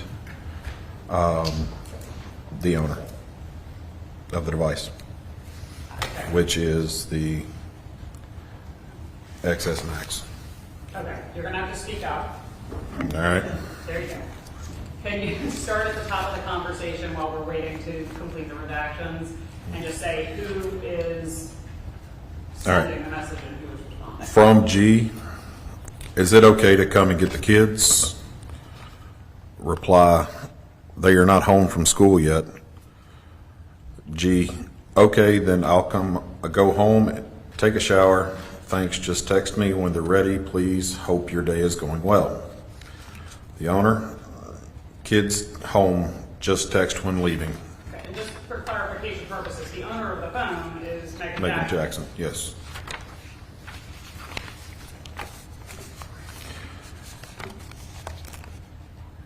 Actually, to G. Actually, they can stay today and tomorrow since no school tomorrow. From Greg. Well, I haven't made it home yet, so I can just head that way. It'll be about a half an hour when I would arrive. She replied, okay, that's fine. Stay or wait till tomorrow. Either way is fine. Greg, I have no problem with them spending the night tonight and tomorrow if that's okay. Reply, that is fine. When can you, Greg, when can I pick up the kids? I hope your day is going well. She replied, I'm on my way back. I left this morning for a call in Aner and haven't been home yet. They've been giving Savannah a hard time and trashing things. As soon as I go home and make them clean up their mess, they can go.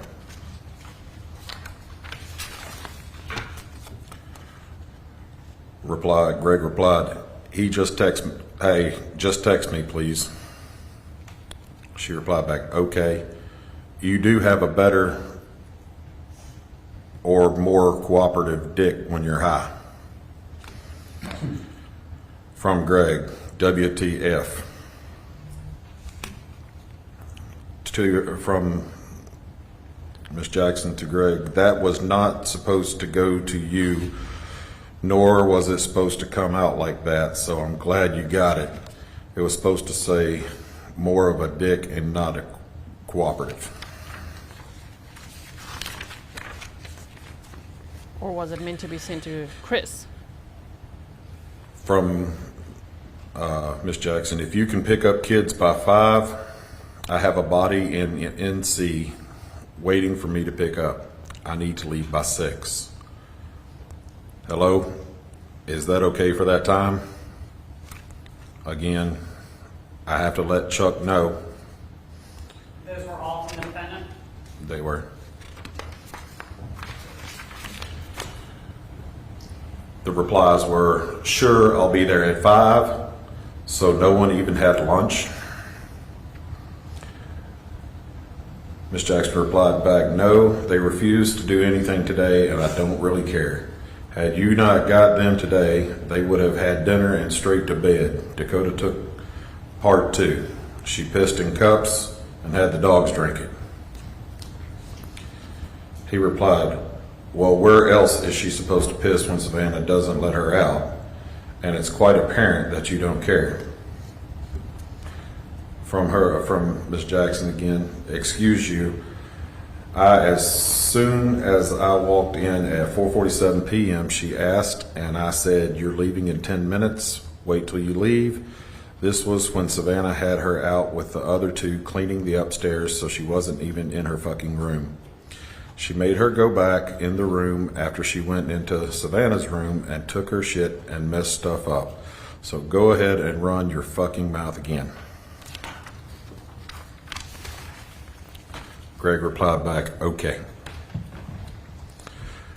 She also said, she texted back, also, Blake was told not to let Rocco out while you were here, and he could give 2 fucks less and let him out anyway. Greg replied, okay. From Ms. Jackson, you know it doesn't matter how many fucking days I take off and spend the day with them. The second that I actually have to work, they turn into little assholes.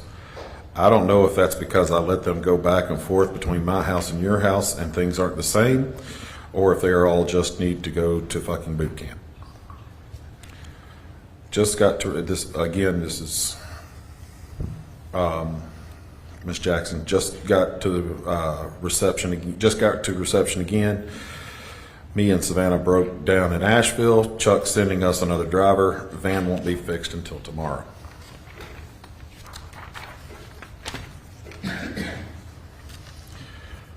From Miss Jackson, you can call Chuck if you need to, but we won't make it back till tomorrow. And going to miss our flight today, so trying to figure out how I'm going to make it to court Friday. Greg replied, funny, because the kids said you were leaving this morning. Once again, I don't heed people's warnings that warn me you were going to F me over again and do this asterisk. But I love my kids so much, I want to be with them all the time. From Miss Jackson, we were supposed to leave this morning. It was 12:50 we leave and wouldn't get there till 5:29. I just lost $2,000 in plane tickets. Thanks for being an ass about it. From Greg, okay. Oh, but I'm going to lose my F asterisk job because I have nobody to watch my kids. So no thank you.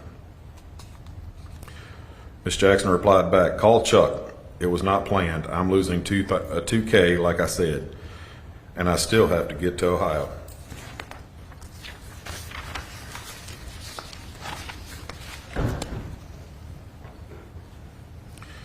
From Greg, why would I call Chuck? Is he going to watch the kids for me? I'm right down there. It would have been a nice to get a call last night or whenever instead of night, right before I walk out the F asterisk door to take the kids to your house. How convenient. She replied, thought I would make it back, didn't know. I has to wait for Van. Then fell asleep, about to lose reception. From Greg, when are you getting back? Weird, Chuck's not answering his phone either. Miss Jackson, that's because we had an autopsy this AM. So did I. He should answer when he's done. I'm not sure I still have a figure out Ohio.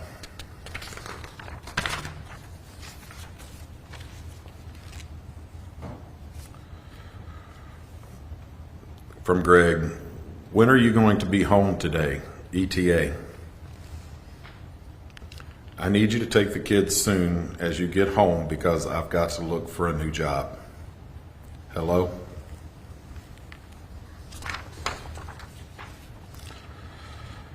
I have bad service here. This is from Ms. Jackson. I don't know. I have to make it to Ohio before Friday somehow. I'll also have to wait for van to be fixed. Chuck's driver coming to get Bodie. Your body. Sorry. From Greg, well, I hope you're home by today. Otherwise.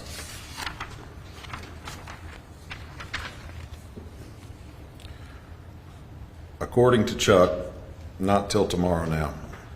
I open cans of worms because I have nothing to lose now. Sorry, but I guess I'm just not cooperating. I should be happy I lost my job. From Ms. Jackson, I told you first text car being fixed tomorrow and I still have to get to Ohio. I told you first text again. I told you first text car being fixed tomorrow and I still have to get to Ohio. From Greg, what court date do you have tomorrow? Meeting at, Ms. Jackson replied back, meeting a judge, no hearing set yet. October 5th is court, why? Greg asked, trying to figure out what is going on. I don't see any court dates from the last time you said you were there. Sorry, I don't trust a word you say. Everything is always riddled with half-truths and half-lies. So I'm going to start letting people know the truth. From Ms. Jackson, first of all, it's under a trust we meet a lawyer, which mine quit. Papers are at home, asshole. I can show you when I get back. So fuck off. It won't come up by searching my name. From Greg, well, the scheduled court for October does, but not just talking about court. Supposed to meet her tomorrow.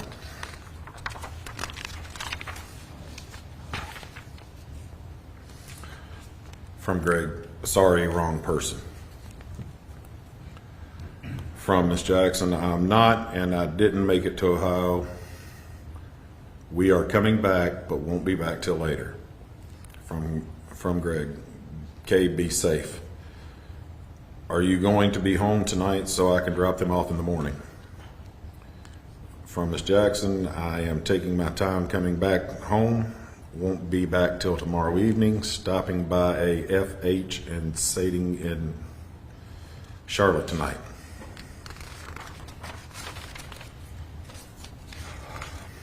Awesome. You really did cost me my job. Thanks. You told me you'd be home later, so I told my boss I'd work tomorrow. Thank you. Trying to salvage my F** life. Unreal. All I can say is wait for the storm. From Ms. Jackson, I never said when, I said later. From Greg, God be with you in your travels. Enjoy yourself. From Ms. Jackson, actually, I specifically said I am not coming back today, but we didn't make it to Ohio. If you read the first text I sent. From Greg, tell it to God.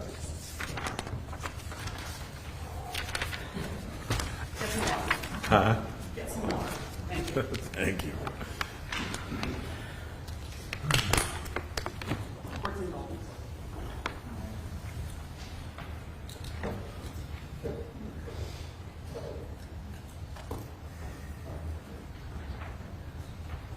Shame. I mean, yeah, look at her now. Look at her. That's a very different look she has on now. She's vile, right? And I mean, shame. Greg was saying, be safe. You know, even if he's upset with her, he's like, be safe. You know, all of that. And days later, she takes his life. That's what she's accused of doing. Wow. What is the Thank you. What is the date of that text conversation? Scroll down a little bit. Beginning on 9/22/2020.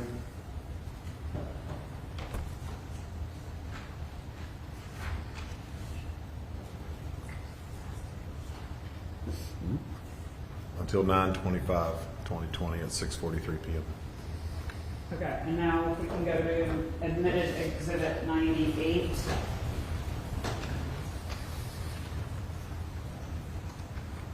I'm not gonna make you read that much. Hope so. Read it. Mallory Beaver said she was done dealing with him and set him up to make it look like he was messing with Chris's wife, so Chris would be more likely to go along with the shooting. She's vile. Poor Greg, poor kids. Yes. Thank you for your sticker.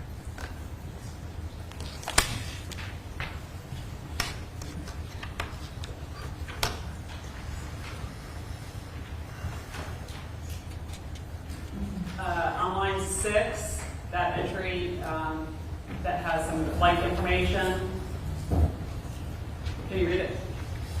What date is the flight out of Myrtle Beach?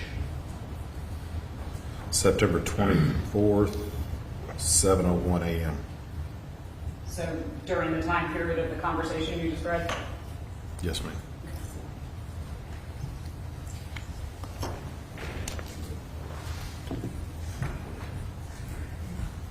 So even though she's saying she didn't make it to Ohio and all that stuff, she was actually on a trip to Florida, right? They went to Florida.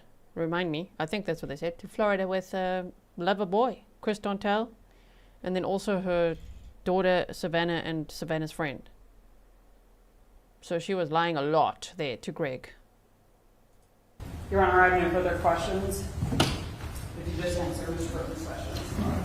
Cross-examination. Mr. Your Honor, did I have a couple minutes based on All right. the information you just provided to me? For the record, this was provided 3 or 4 years ago. All right. Good.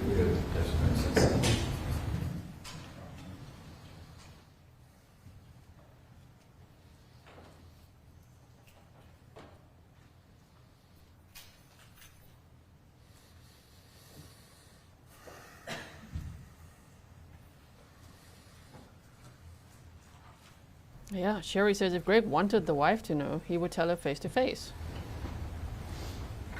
Oh boy, cross-examination. Do I need to get an espresso?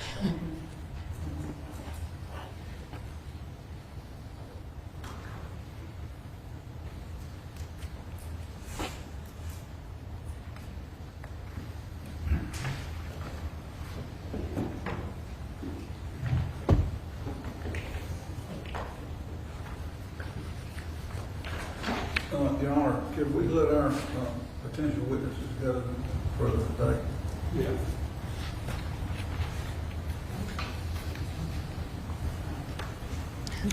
They're letting their potential witness go for the day. Just not Meagan though, don't let her stand up.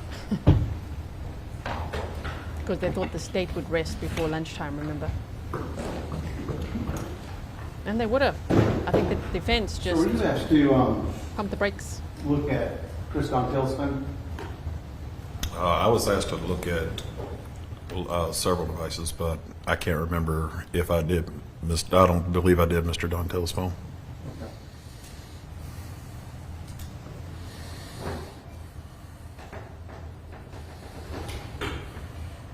So as we sit here today, there's information that you could or could not cross-validate related to where Meagan Jackson was, location data-wise, and Chris Dontell. You don't have that information. I'm sorry, I didn't Well, understand that question. Well, here's what I'm asking for. When, on 9/30, on September, on 9/30, when Meagan Jackson goes to UPS and FedEx, Chris Dontell is with her. Are you aware of that?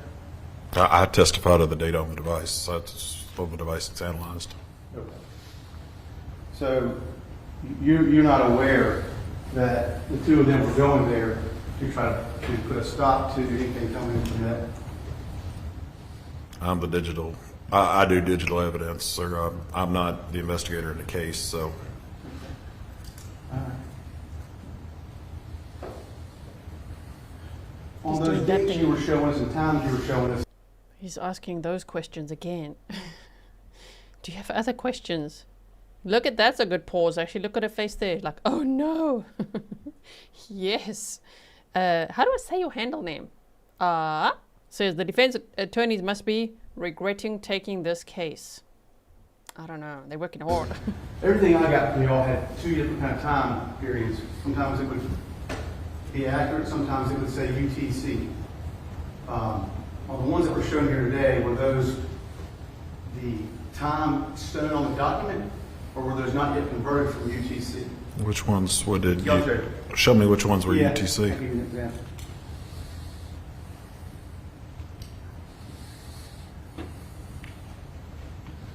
Find one. What exhibit are you showing? I'm going to show them 153 and 157. It says UTC there. Top. Where? Right up there. On that one. Right here. Yes, sir. Yeah, that's UTC -5, New York. That's local time zone. Okay, it's -5. So on some of mine, it said -5. I had to do the math myself, and on some, it was already done for me. So Which ones did you have to do it for? Did you have to do the math on them all? We're talking about Let thousands. him ask the question. Yeah. Okay. We're talking about thousands and thousands of documents. I guess what I'm asking you is there any way for us to know? See here, 155. Time zone settings, UTC. Let's see how it says that. That's just the yes, sir. That's just the summary. That's the name of the time zone at UTC. That shows the setting right here again is UTC -5, New York, sir. Okay, so does that mean that the it has means- been subtracted from it, or you have to do the subtraction from No, it's in the local time. it? If that's converted time, we're saying.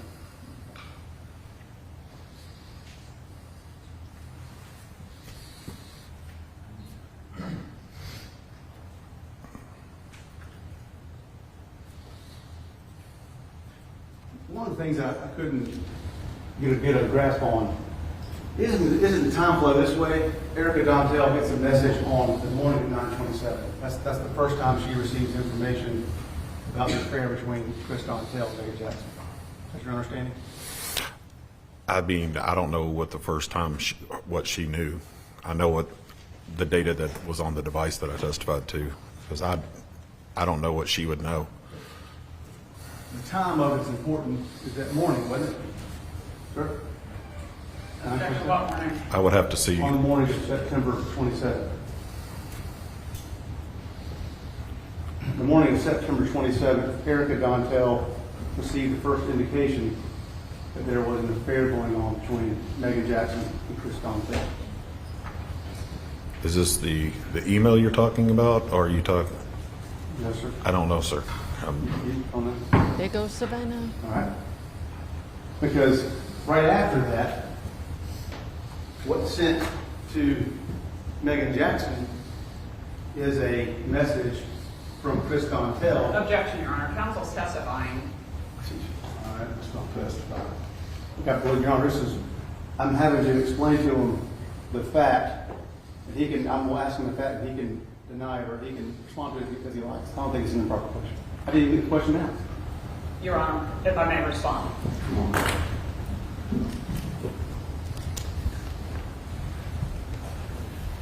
Ooh, okay.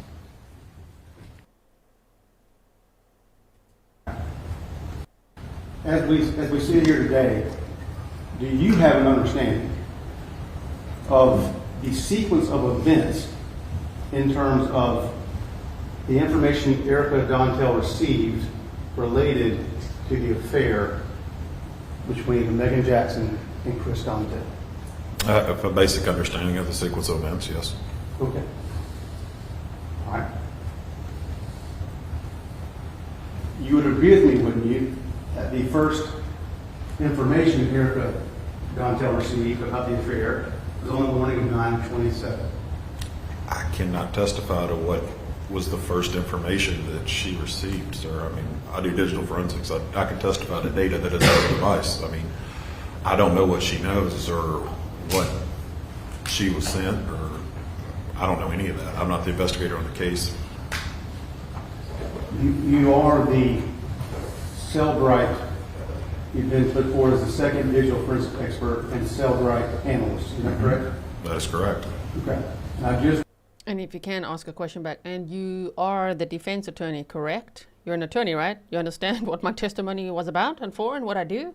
watched you testify, and every time I heard you testify, there were dates and times given in your testimony, what was there? That is correct. Okay. And so I'm trying to go back and rehash some of those dates and times with you, and I just want to see if you understand. So Okay. as we sit here today, can you clarify for us what time Erica Dontell received her messages on 9/27? On 9/27, when she did, Yes, sir. without the exhibit in front of me, we've Okay. been through so many. Okay. And then, as we sit here, do you have information about what Chris Dontell did with that information? I wouldn't, that's beyond my scope, Okay. But you were looking at Meagan Jackson's phone. because it was provided, yes. Okay. So you would then know that Chris Dontell sent her that information that Erica had received. That Chris Dontell sent. Chris Dontell sent that information to Meagan Jackson and said, look what's been exposed. If you could please show me, counsel.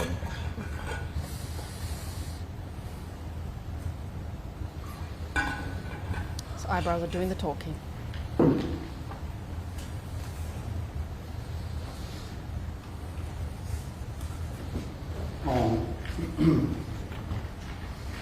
You looked at Meagan Jackson's phone, right, as part of your extraction. I did.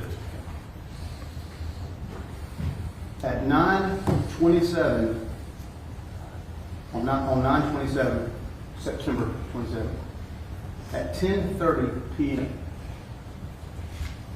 Chris Dontell sent Meagan Jackson a couple of lengthy messages, which included the information related to Erica Dontell. Objection. Counsel is testifying. Without the report, without an excerpt showing me exactly what you're talking about, that one phone extraction is so large, it's impossible for me to know all the data, the dates, times. I mean, with all due respect, I mean, that's a lot of information for me to recall off my head. So if you would please show me a portion of my report. The marks for identification, Yes. Your Honor? Show it.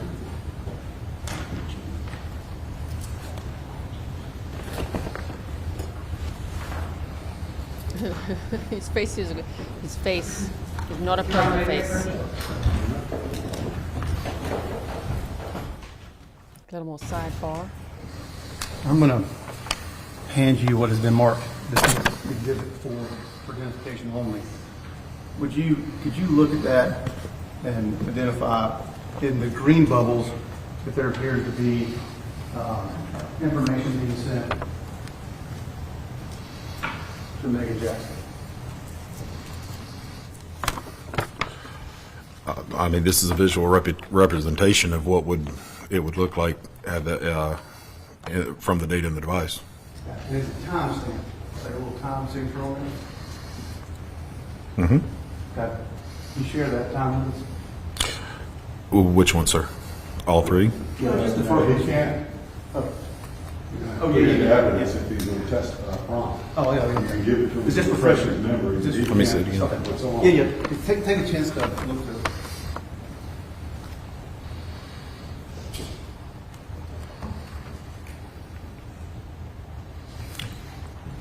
Okay. Does that refresh your memory as to what information or that information in large fashion was sent to Meagan Jackson from Chris Dontell on the evening hours of 9/27? It does not. Okay. Thank you.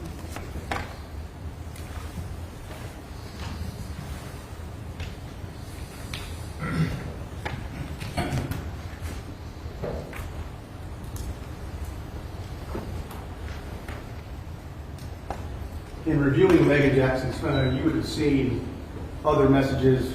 Because I've seen you just testified to a number of messages. Isn't that right, sir? That is correct. And part of that was to try to help you get context, is my understanding. Is that right, sir? Yes, sir. Okay. And so it would have been important to you, I imagine, that on 9/27, that Meagan Jackson reached out to Chris Dontell to let him know she would try to help him figure out. Objection, Your Honor. Still testifying. Ask your question. Are you aware that Meagan Jackson contacted an IT professional to try to help her figure out, try to help Chris Dontell figure out? I'm going to let that go ahead. Contacted an IT professional to try to help Chris Dontell and Erica Dontell figure out where the 927 message had come from. I'm not. Oh dear. Penny Winstead says, first live, we adore you, G. I'm a paramedic in NC, North Carolina, huh? And you said my partner and I watch you all of the time. Well, hello to you. Thank you for saying hi.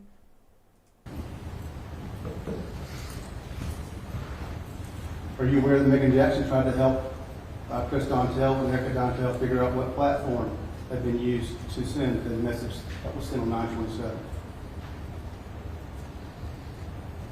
Repeat that, please. Are you aware that Meagan Jackson tried to help identify the platform that was utilized to send the anonymous 927 message? No. No, sir. All right. You read some messages between Meagan Jackson and Gregory Rice. Is that correct?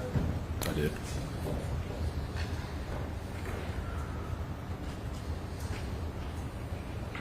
Are you aware that Meagan Jackson eventually confronted Gregory Rice about the 927 message that was sent to Erica Dontell?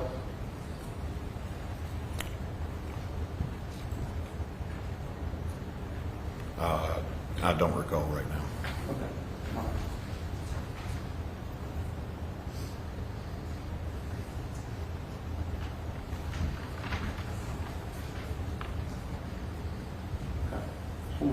Beg the court indulgence, please.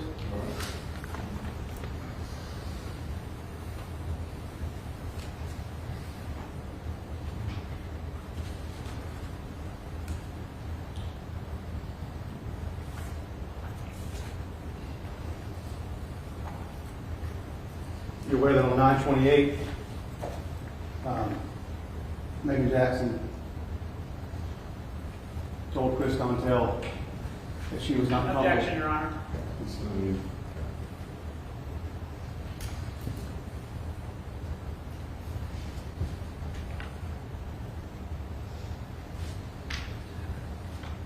You said you read messages.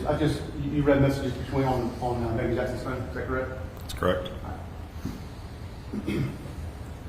Do you recall seeing any messages where Meagan Jackson told Chris Dontell she didn't want to do this anymore? Objection. And move to strike, Your Honor. Court's indulgent. Yeah.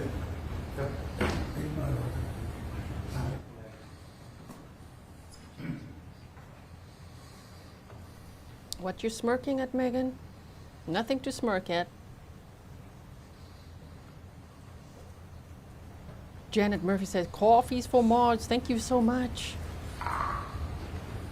So as we sit here today, just want to make sure it's clear, you agree with me that you've been presented with kind of cherry-picked information from the text messages between Meagan Jackson and Gregory Rice. Is that? We when we do reports and we do extractions, the UFED reader report that's for a force multiplier, so everything, as I testified earlier today, that these extractions are extremely large, so there's more eyes on it. Cherry picked, aka the relevant messages to this case. You know? No further questions, Your Honor. Good, right?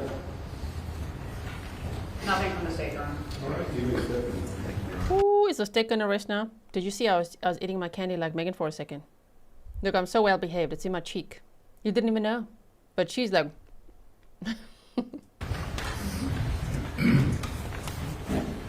Ladies and gentlemen, it's been a long week. We're going to go ahead and break for the week. We're not going to be able to get this. We're not going to be able to get through with this trial today. We still have a ways to go. We will not have court Monday. I'm going to ask that you please be back Tuesday at 9:15. Leave your notepads in the jury box. Do not discuss the case with anyone. Don't conduct any independent investigations. Don't watch any news reports. I hope you have a good Mother's Day, Father's Day. I hope you have a good weekend, and we'll see you back Tuesday morning at 9:15. Thank you very much.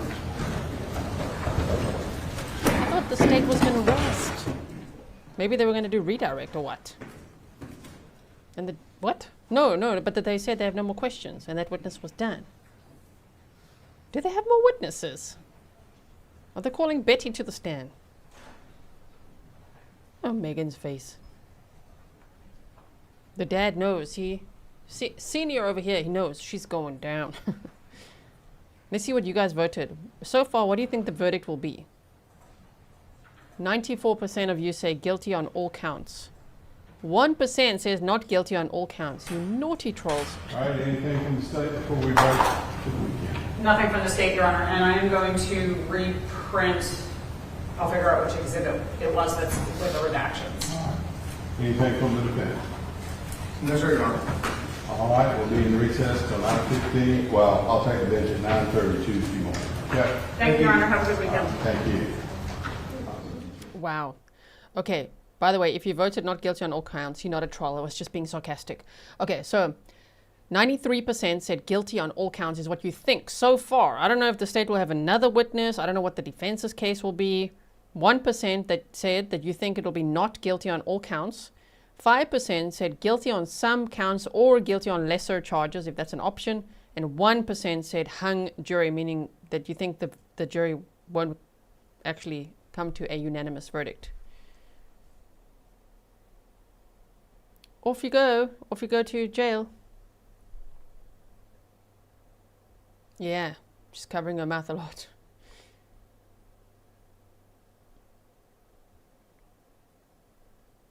Sure, was that rough, Meagan? Was that rough?